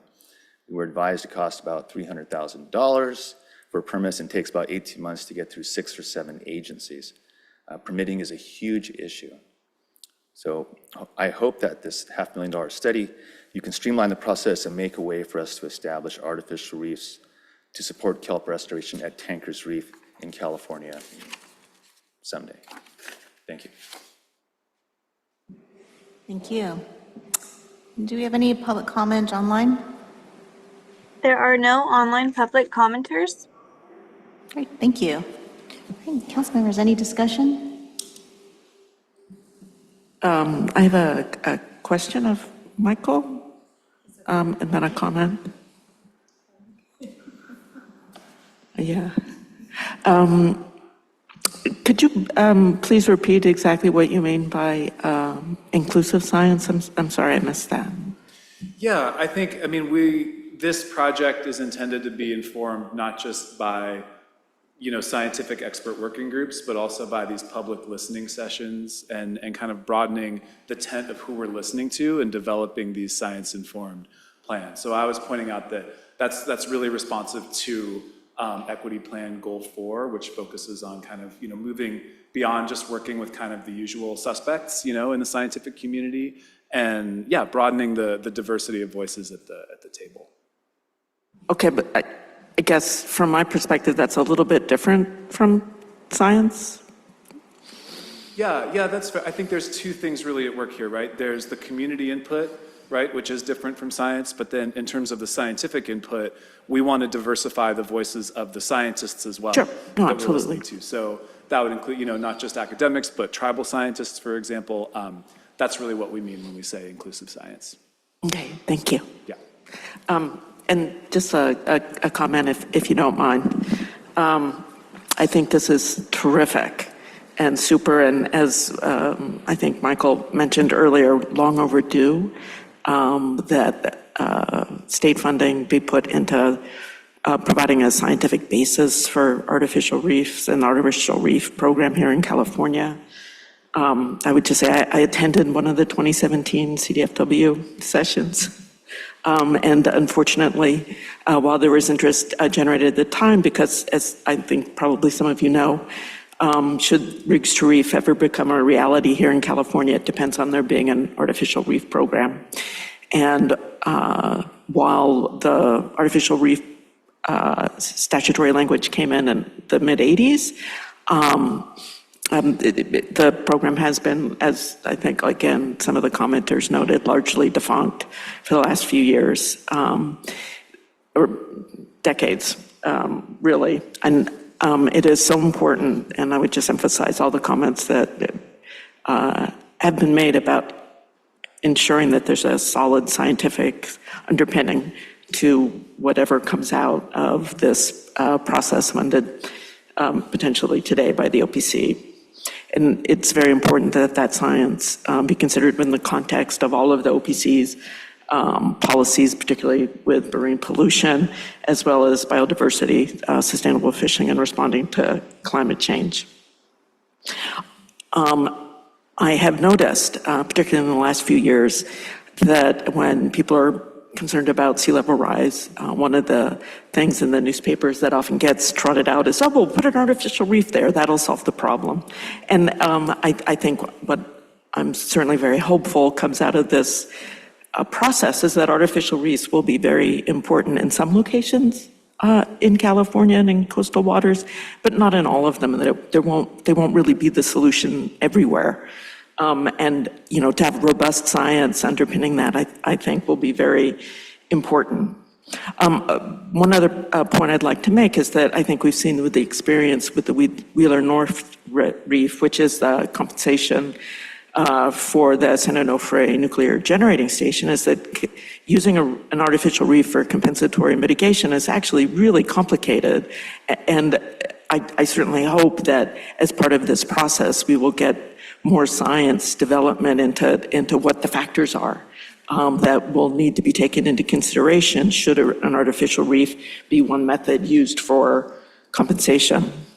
I would also like to just flag, and again, this is super important, I know a little bit outside the OPC scope, but the idea of trying to figure out how to manage an OPC program from an artificial reef program from a regulatory perspective, who makes those decisions, what's the process, completely hear the commentators' frustration with the permitting process, but you know, it is complicated to permit in some of the most sensitive ecological parts of California, and there's multiple agencies with jurisdiction, and trying to understand, you know, the right path, the right process to go through, particularly if an artificial reef doesn't work. I know that in some of the last heyday of artificial reefs in the 70s and 80s, there were, for example, leasing done indefinitely by the State Lands Commission of certain water bottoms. And I have recently asked the State Lands Commission, hey, what's going on with that reef? And no one knows because no one's looked. So, you know, certainly tracking and understanding and addressing what if the artificial reef fails, who will be responsible for removing it, I think is going to be very important as the artificial reef program is developed in the future. But again, fundamentally, I have to say it's very, very exciting that the OPC is considering putting resources behind development of the state's artificial reef program. Thank you. Thank you. Members, any other further discussion? I'll ask for a motion.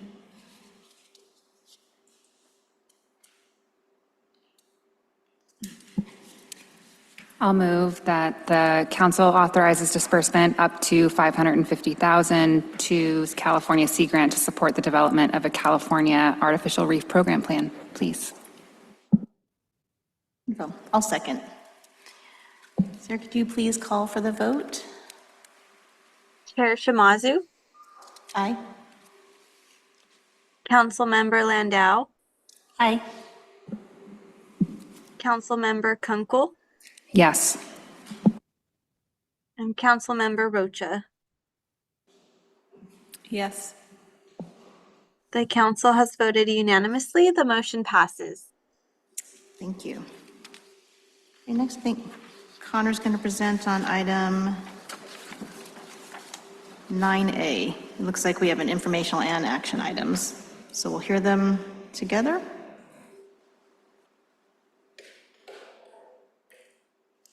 Hello, Council. Thanks for having me up here for the first time. My name is Connor Smith. I'm the current Biodiversity Sea Grant Fellow with OPC, and today I'll be presenting on 2 additional areas of our MPA management program, which is to advance human dimensions research and community science in the MPA network. Next slide, please.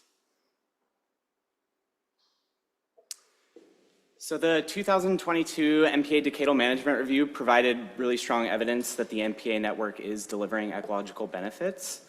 Stacy will be talking in a little bit about how we're advancing that scientific baseline beneath our monitoring program. We're working really closely with our partners at CDFW, the Fish and Game Commission, and external partners to advance all 28 priority recommendations that came out of the DMR. The DMR highlighted some remaining gaps in understanding some of the social aspects of the MPA network and how different ocean users and communities are engaging with the network. 2 of these specific recommendations that speak directly to those gaps are Recommendation 12, which is to develop a human dimensions research agenda, and Recommendation 14, which is to develop a community science strategy. Next slide, please. We talked a little bit earlier about our updates to the OPC strategic plan. Both of these recommendations speak directly to the current goals of Goal 2, which is to advance equity, as well as Goal 3, which is to enhance biodiversity. Some of the things that investing in social science in the MPA program can help us address are how are people engaging with the network, how do access and use differ across different demographic indicators, and how management can enhance access and sustainable use both now and into the future. Next slide, please. So starting with the Human Dimensions Research Agenda, again, this is a clear recommendation out of the Decadal Management Review. We really want to better understand all of the different shapes of human-ocean relationships in and around the MPA network. And some of our objectives with developing this research agenda, first and foremost, are to convene a Human Dimensions Research Working Group that will include social science experts, among others, to help us kind of go deeper into some of the recommendations that we already have, as well as develop new lines of research and investigation into some of these social science questions. And this will all kind of provide a clear guidance and roadmap for our future monitoring plans as we integrate social science into the next phase of MPA monitoring. Next slide, please. So this is our process for developing the research agenda. We've already begun the engagement portion of this. We met with the Environmental Justice Advisory Board last month and got really good input on how equity can be both a priority of the outputs of this research agenda, but also baked into the process itself and making sure that we're creating plenty of opportunities for folks to plug in beyond just our working group. That is the next phase of our process for this. We hope to convene this working group before the next council meeting and really leverage that group to co-develop this research agenda that will move us into the implementation phase where we're starting to think about actual research projects. Next slide, please.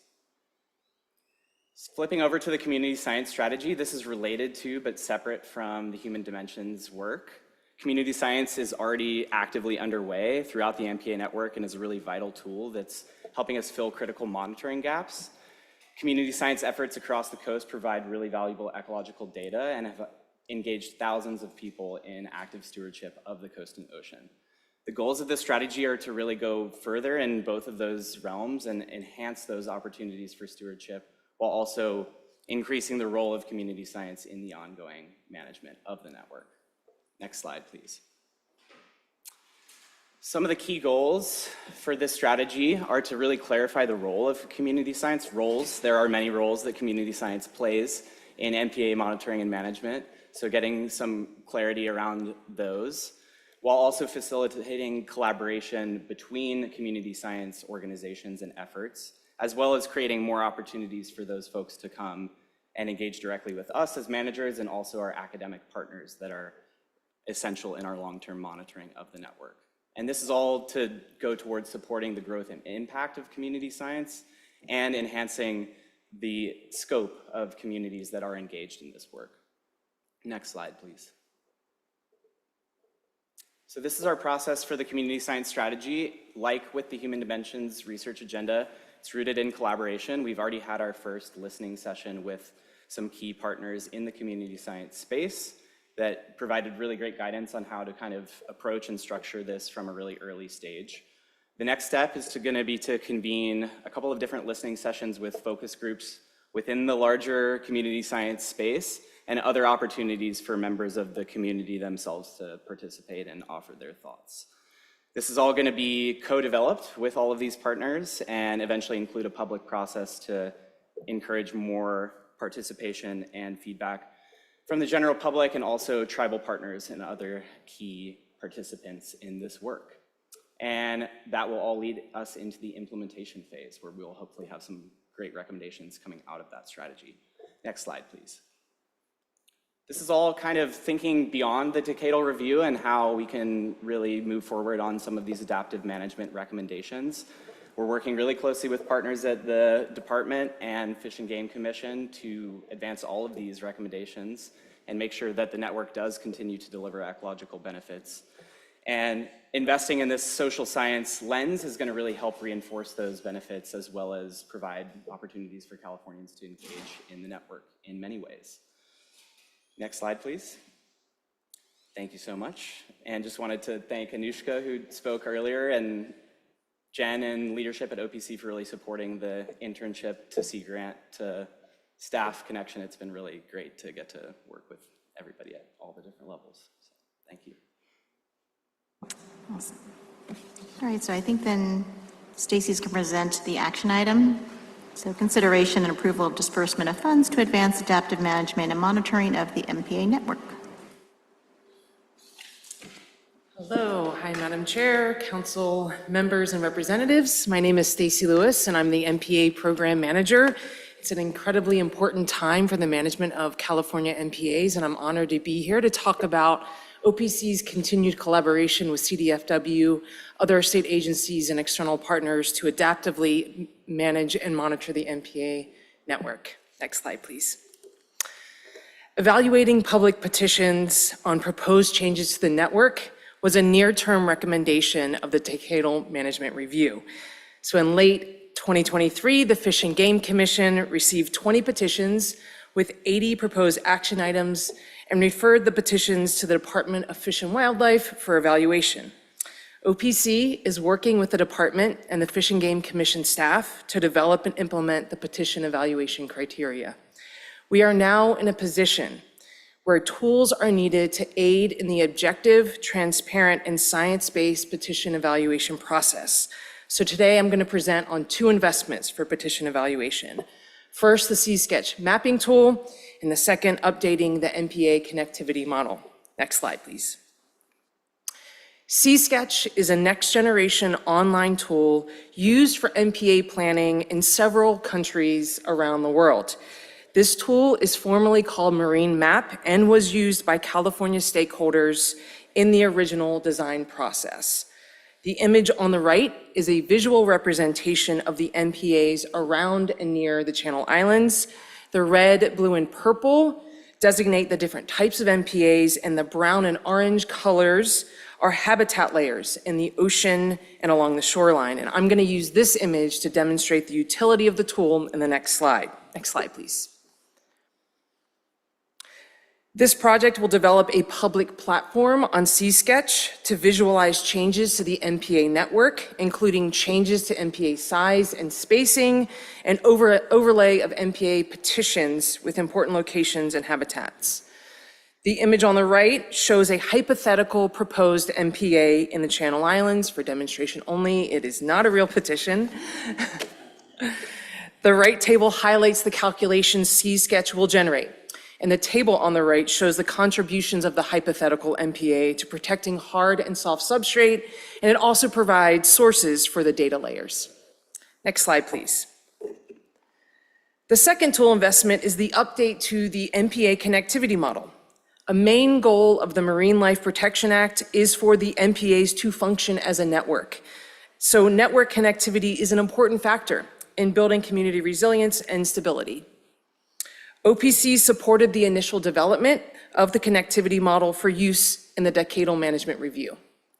The model assesses two types of network connectivity, ecological and environmental. Model results show that MPAs are functioning as a network and revealed priority sites that are contributing the most to connectivity. The image at the right illustrates just one metric used to measure connectivity of fish larvae, patch importance, which highlights areas that contributes the most to persisting fish populations. Blue cells are lower importance, yellow, orange, and red are increasing in patch importance, with the red as the most important. This image represents patch importance for California sheephead, with their top 10 sites almost exclusively located along the South Coast mainland. Next slide, please. Model updates are needed to ensure results are more representative of current and future ocean conditions and to fill key gaps in nearshore habitat mapping. The data used in the current model uses oceanographic activity from 1999 to 2012. However, in the face of climate change, such as more frequent and longer marine heat waves, ocean conditions will shift in the future. Thus, an update is needed so that the model is inclusive of massive disruptions and the subsequent changes to network connectivity. Another limitation of the current connectivity model is large gaps or white zones in the nearshore habitats, representing unmapped areas where kelp interfered with mapping. This update will determine the impact of those white zones on model results and resolve them through geospatial overlay and mapping of those critical locations. Overall, these updates will produce a more accurate assessment of network connectivity and ecological stability. Now I will move on to talk about MPA monitoring. Next slide, please. Since 2017, OPC has committed more than $33 million to monitoring and evaluating the MPA network across 4 habitats.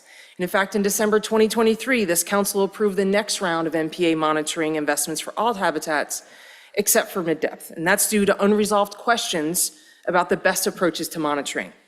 Monitoring mid-depth habitats faces the greatest challenges technologically, economically, and logistically.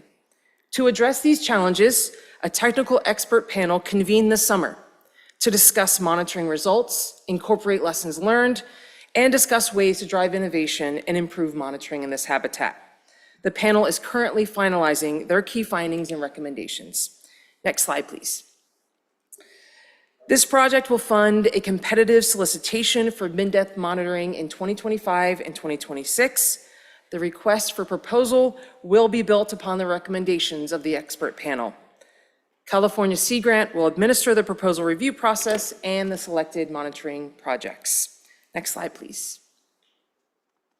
OPC staff recommends disbursement of up to $2.25 million across these 3 grantees.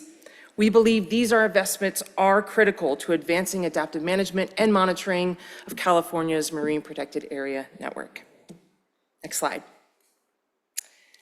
Thank you very much, and I will take your comments or questions after public comment. Thank you. Also, do we have a partner agency as the CDFW? Thank you very much, and hello again, council members. Sarah Warden with the Department of Fish and Wildlife, and I'm happy to represent the department today and express our support for item 9 to help advance several of the priority decadal management review recommendations. The department released the first comprehensive evaluation of the state's marine protected area network in early 2023 that included 28 recommendations to guide adaptive management of the MPA network into the next decade.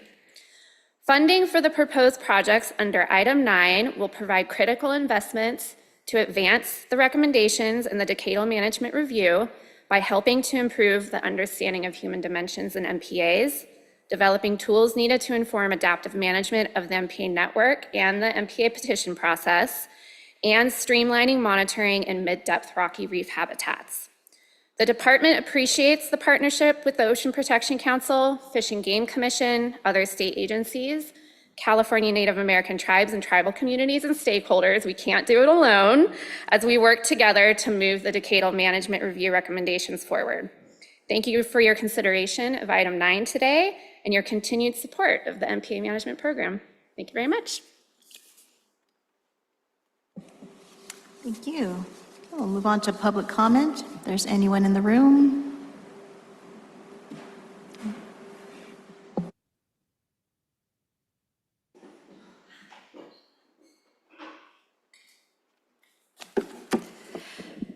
Hello again, council members. Laura Dehan, Environment California Research and Policy Centre, and we wanted to stand in strong support for these proposals, 9A and 9B, and really wanted to express sincere appreciation for your leadership and providing these resources, which are really needed, I think. We're so excited to see these tools in action and learn all the lessons that we possibly can about how our marine protected area network is working to protect biodiversity and what improvements are going to be needed in order to strengthen it.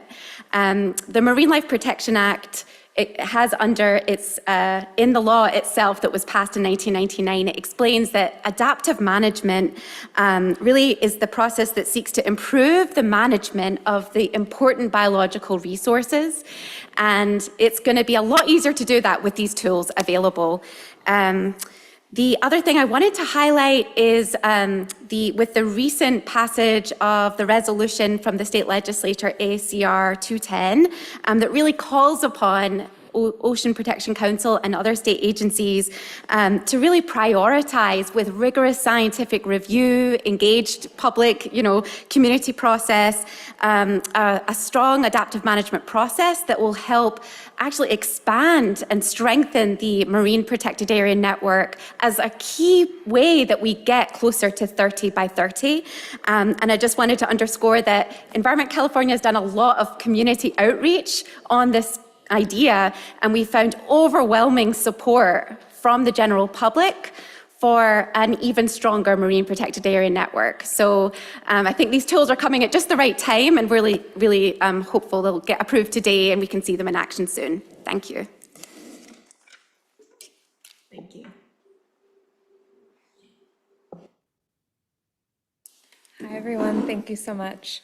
My name is Anupa Sokin. I'm the director of Fish On, a new organization dedicated to advancing ocean conservation on behalf of recreational and subsistence fishing communities in California and across the United States. We're also the leading voice in environmental justice issues for marginalized fishing communities and look forward to being a partner with the OPC to invite a deeper understanding of what access means and specifically what equitable access means for those that rely on the ocean for food security, well-being, and recreation. I want to first emphasize that there are many anglers and spearfishers in California who see the benefit and value of our MPA network. We believe that MPAs are how we, as a fishing community, can give back to the places that have sustained and built our coastal communities. They help us better understand climate impacts on the marine environment and help ensure the future of fishing for the next generation, especially given climate uncertainty. So speaking as both a fisherwoman and a marine scientist, the burden of proof is often squarely on the scientists to advance conservation progress. It's rarely, if ever, on the consumptive user to prove minimal impact on the resources that belong to all Californians. I say this to underscore how important OPC's investment in understanding MPAs is to advancing efforts to protect the marine environment in California and beyond. Monitoring information and analysis tools are critical to meaningfully adapting our management actions to ensure MPAs are working for the ecosystem and for the people of California. And OPC's sustained commitment to this body of knowledge supports better and more equitable ocean management and cements California's role as the global leader in ocean protection. So thank you for your time and consideration. Thank you.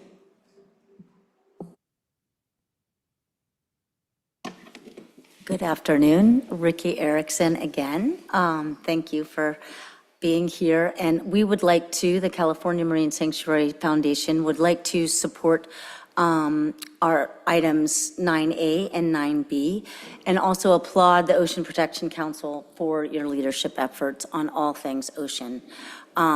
These items are crucial for our understanding of the Marine Protected Area Network. Given the rising threats that are facing our ocean, effective and scientifically based adaptive management of our MPA network is key to its success. With funding for 9A and 9B, we can address some critical gaps that need to be answered, including the social science and human dimensions of our MPAs. We're going to be creating this availability of an easily accessible, community-based collaborative mapping tool that will allow us to transparently evaluate the pros and cons of different petitions and different management actions. And it'll also help us understand what our MPAs might look like in the future as we face climate change impacts. This information collected is invaluable, and OPC's investments in the staff recommendation will support this objective evaluation. We thank you for filling this critical foundational science gap, and we look forward to future engagement on the MPA network and 30 by 30 in the future. Thank you. Thank you.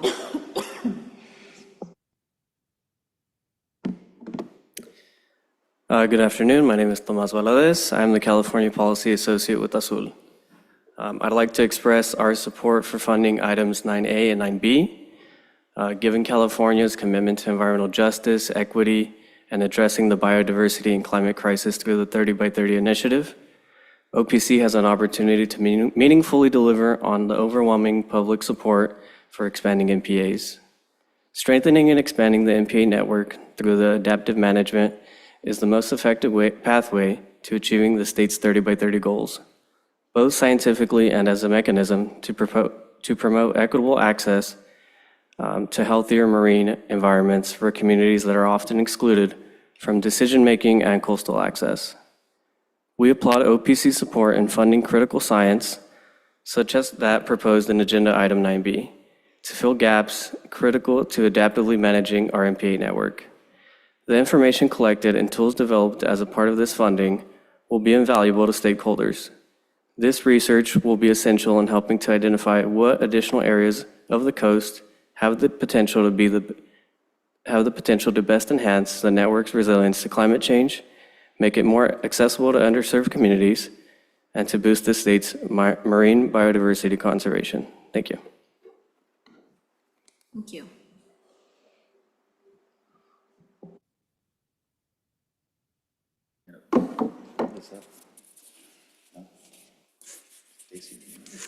Okay.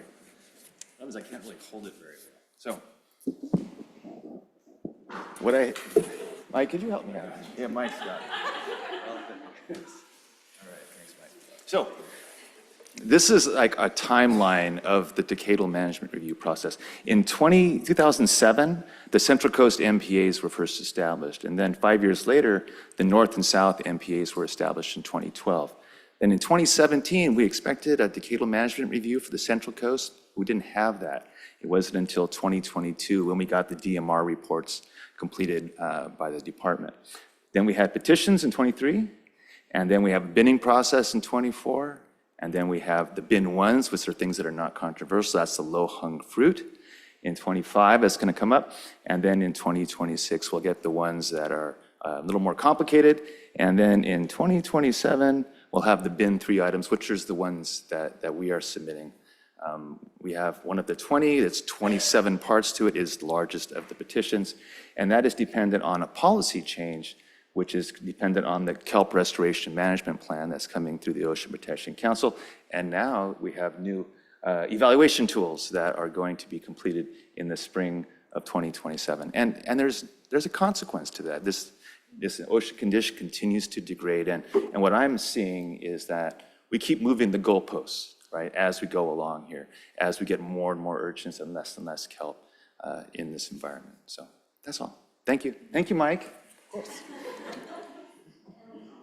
Thank you.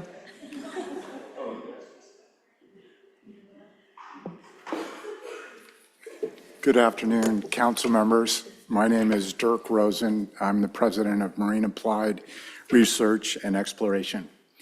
We've been monitoring California's MPAs for 21 years now, and it all started back with the first network in the Santa Barbara Channel Islands, where we co-developed the ROV, remotely operated vehicle data collection protocols and analysis methods with California Department of Fish and Game back then. And so we've amassed this 20-year deep water habitat that kind of starts where divers end and then continues as deep as the reserves go. It's been fantastic as a data set because we're able to track change over time. And so I am in support of this resolution, although it would be nice to know what the expert panel is recommending. And my hope is that it makes use of this vast data set that we have, and also encourage the consistent focus on the deep water portion of our MPAs, both in effort and in funding, so that as we face these climate changes, which most notably over the last several years have included the near extinction of the sunflower star, which was keeping the sea urchins in check, as well as the huge loss of kelp in the Northern California portions of MPAs. So anyway, I hope you vote to approve and can't wait to hear what the panel recommends. Thank you. Great, thank you. Do we have anyone online for public comment? We do. We have Aubrey followed by Tom. Aubrey, you now have the floor. Good afternoon. I'm Aubrey Fowler, South Coast Specialist at the MPA Collaborative Network. We encourage you to support projects and approve the funding proposed today in item 9. There are many decadal management review recommendations the MPA Collaborative Network supports and helps implement. This includes those being considered for support today, namely integrating human dimensions into MPA management and supporting monitoring programs, especially those providing a venue for local stakeholders to get involved in MPA monitoring through community science. We also increase participation by underrepresented ocean-reliant communities through our justice, equity, diversity, inclusion, and access-centric affinity groups. Additionally, the Collaborative Network is excited to announce funding to recipients for 3 climate and MPA microgrants this month to support adaptive management. We are grateful to OPC for its support since our inception, especially as we work to engage and empower new voices in MPA stewardship, as well as continuing to support our long-term collaborative members' incredible projects and programs, like events for subsistence anglers who fish to feed their families, and bringing youth offshore to fish for the first time. We look forward to continued partnership as we advance the DMR recommendations for an even more effective, successful MPA network. Thank you. Thank you. Next, we have Tom. Tom, you have the floor.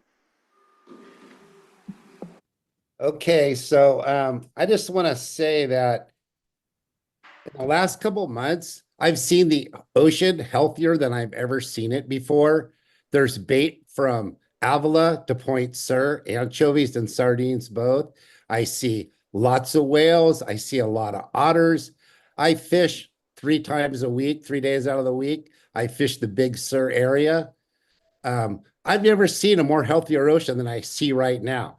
So I don't know where all this doom and gloom's coming from, but I guess these people don't go out in the ocean as much as the commercial fishermen do. So you guys talk about expanding the MPAs. And so I fished the South Central region, 2007, like that one guy said, the MPAs went in. You guys took all the best areas away from the fishermen.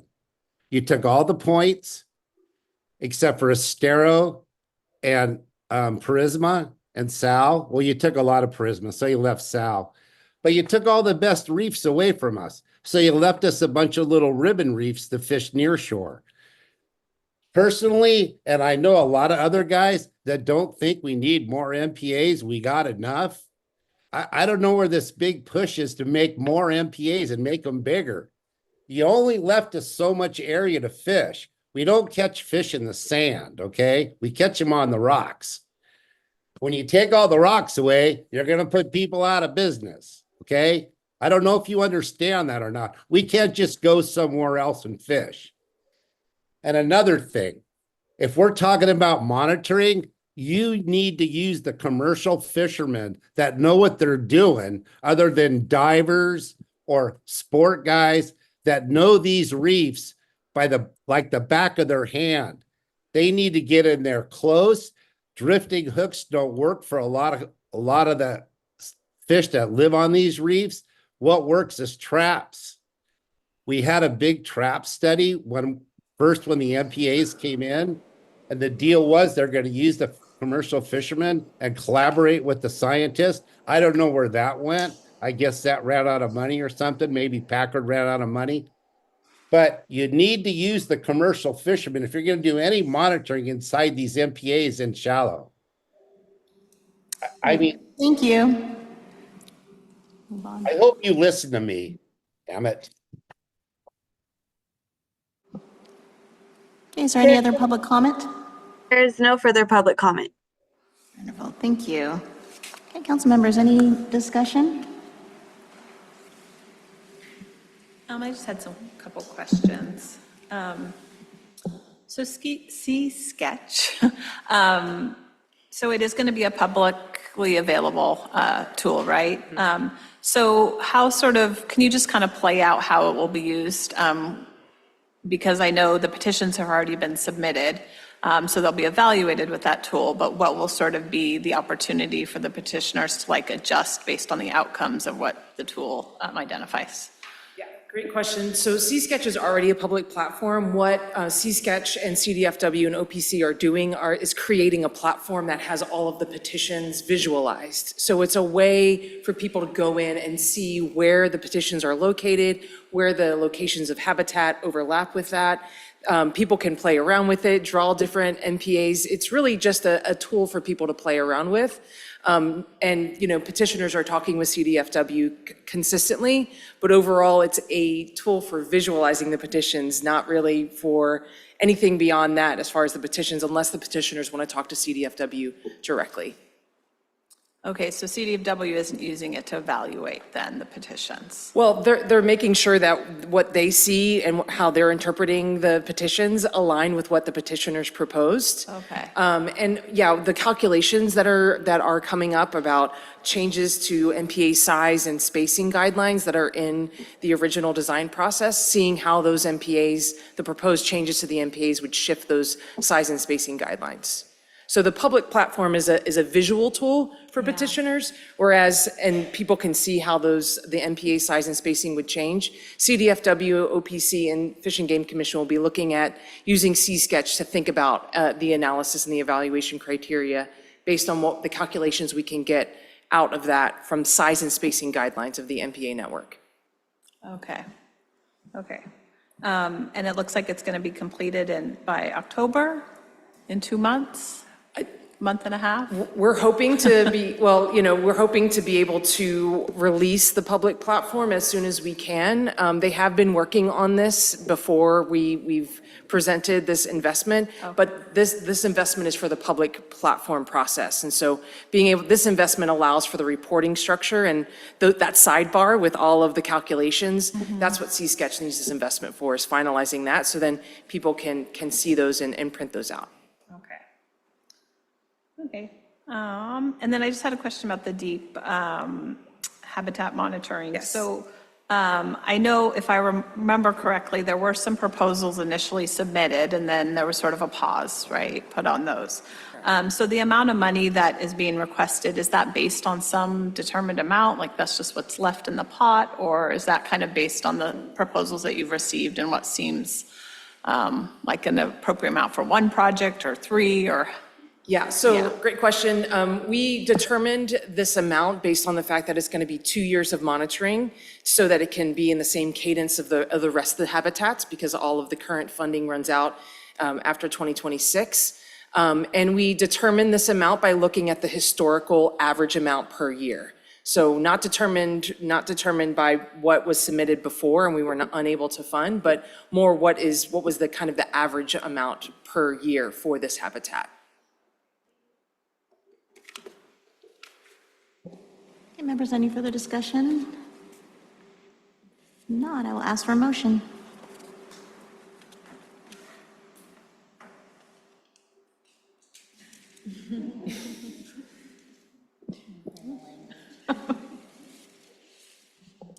Make a motion to approve the disbursement of up to $2,250,000 to advance adaptive management and monitoring of the California Marine Protection Area Network through the 3 projects. I'll second. Thank you. Sarah, can you call the roll call for the vote? Chair Shamazu, Aye. Councilmember Landau, Aye. Councilmember Kunkel, Yes. Councilmember Rocha. Yes. The council has voted unanimously. The motion passes. Thank you. Okay, item number 10 is the consent item. This is consideration and approval to adopt the revised 2024 Proposition 68 grant guidelines. So, council members, item 10 is an update to the current OPC Proposition 68 grant guidelines that were originally adopted in 2019. Revised guidelines reflect OPC's commitment to increase equitable access to OPC funds and embed equity within OPC grant programs, including encouraging funded projects to provide significant community and environmental benefits. The revised Prop 68 grant guidelines were released for public comment this summer, followed by an informational webinar and office hours with OPC staff to answer questions. No substantive public comments were received on the revised grant guidelines, and this item is brought before the council for approval on consent. So members, are there any, would you like to remove this item from consent and have any discussion? I'll move consent. Do I have to read it? No, did you move for the consent? You just need a second, I think. Second. Great. Sarah, can you please call for the vote? Chair Shamazu, Aye. Councilmember Landau, Aye. Councilmember Kunkel, Yes. and Councilmember Rocha.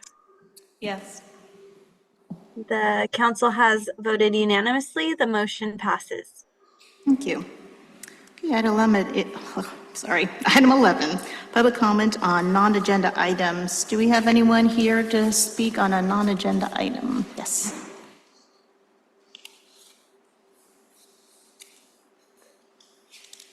Hi, good afternoon, council members and OPC staff. My name is Rebecca Schwartz-Lesberg, and I'm the president of Coastal Policy Solutions, where I work with nonprofits and government agencies throughout California to advance on-the-ground conservation. I'm speaking today regarding OPC's draft 30 by 30 decision-making framework for coastal waters that's currently out for public review and comment. And though I will mention some partners that I've been working with, I do want to make clear that my comments today are my own and do not necessarily reflect the perspectives of these partners. I want to first thank OPC staff and particularly the 30 by 30 program managers for putting so much time and energy into this framework. They've been an absolute pleasure to work with and represent a deep wealth of knowledge about both the resources themselves and how to engage with people from across a broad suite of backgrounds. As some of you know, Coastal Policy Solutions has been working with partners including the Pew Charitable Trust and the California Marine Sanctuary Foundation to coordinate a working group of bay and estuary-focused scientists and restoration practitioners ranging from Tijuana Estuary in the south to Smith River Estuary up north, with the goal of making sure that coastal wetlands are durably protected through the state's 30 by 30 process. We've met several times, they have thoroughly reviewed the draft framework, and we are finalizing comments. But what I wanted to say today is actually questions about how the comments will be addressed. Specifically, my first question is, how does OPC plan to distill and respond to the comments that are received on this draft framework? Will there be an opportunity for commenters to discuss the information or the comments with OPC staff? Will the comments be made public? And then finally, and most importantly, will there be an opportunity to review and provide input on an updated draft framework before a final framework is brought to council? While I'm framing this as a question, it is of course a request that I've heard from many partners this summer and will be submitted in the comments that we submit later this month. So thank you for your leadership in protecting California's coasts and oceans. Thank you.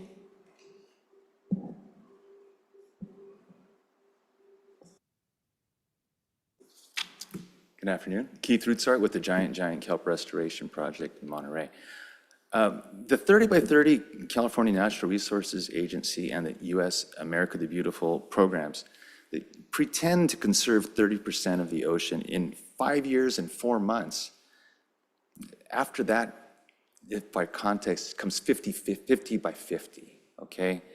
But 99.9% of our attention and funding is devoted to 30% conservation of only the land under our feet.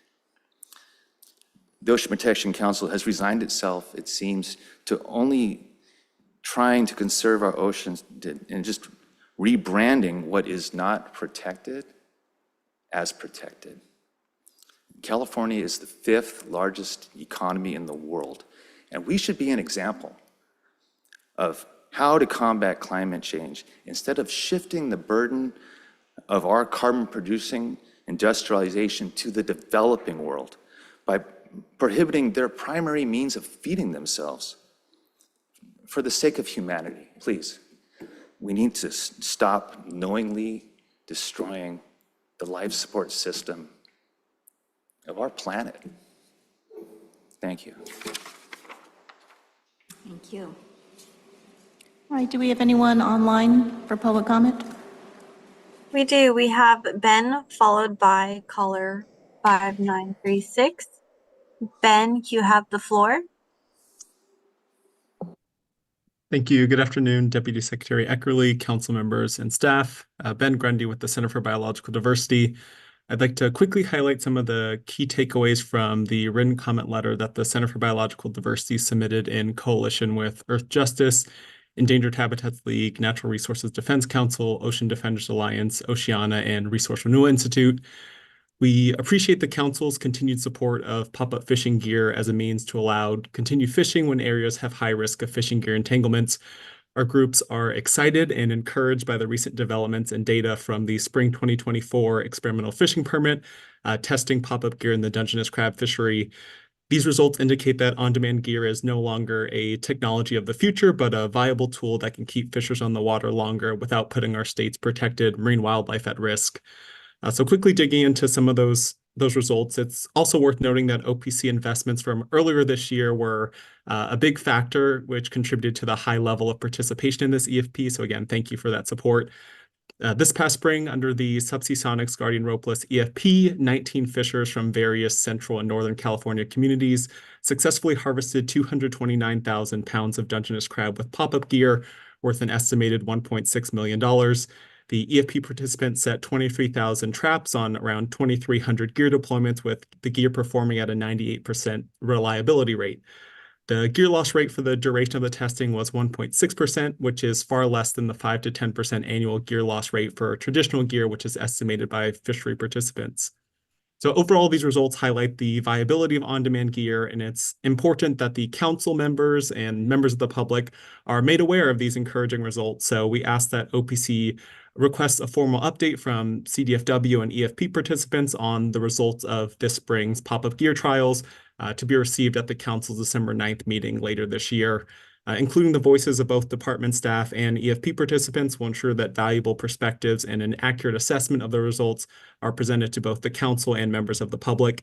And again, just want to express a lot of gratitude and appreciation to the state, the fishers, and the manufacturers who have invested considerable amounts of time and money into the development of pop-up gear that works for California fishers, and the results of the testing are indicative of all that commitment and hard work. Thanks for the opportunity to comment. Thank you. Next, we have caller 5936. You have the floor.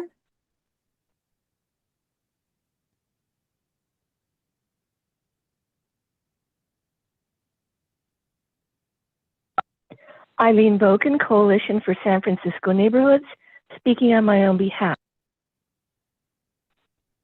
Following up on my written comments regarding offshore desalination, in the same way that California is exploring the possibility of offshore wind to generate electricity, I would urge the Ocean Protection Council to explore the possibility of offshore desal to produce drinking water. Onshore desal is expensive as it uses substantial amounts of electricity to power the desal process, as well as a large footprint. However, offshore desal uses wave action to power the desal process. It's unclear if an offshore desal facility could be used as a wave break to reduce coastal erosion off San Francisco's Oceanside Treatment Facility. It's also unclear if offshore desal facilities could be used as artificial reefs.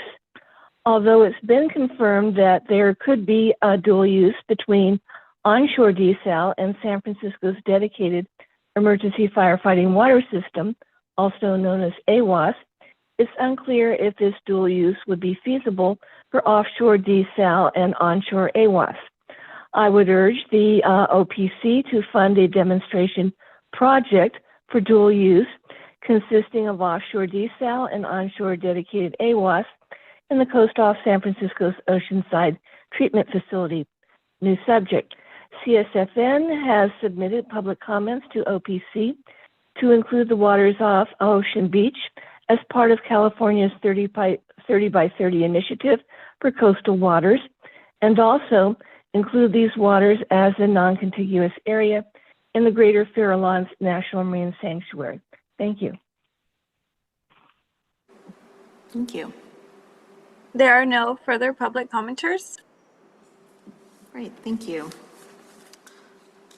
Okay, so the final 2024 council meeting is scheduled for, I think caller just said, Monday, December 9th, 2024, 1 o'clock to 4 o'clock in this auditorium, and Zoom participation will also be available. So that concludes today's meetings, and we are adjourned. Thank you.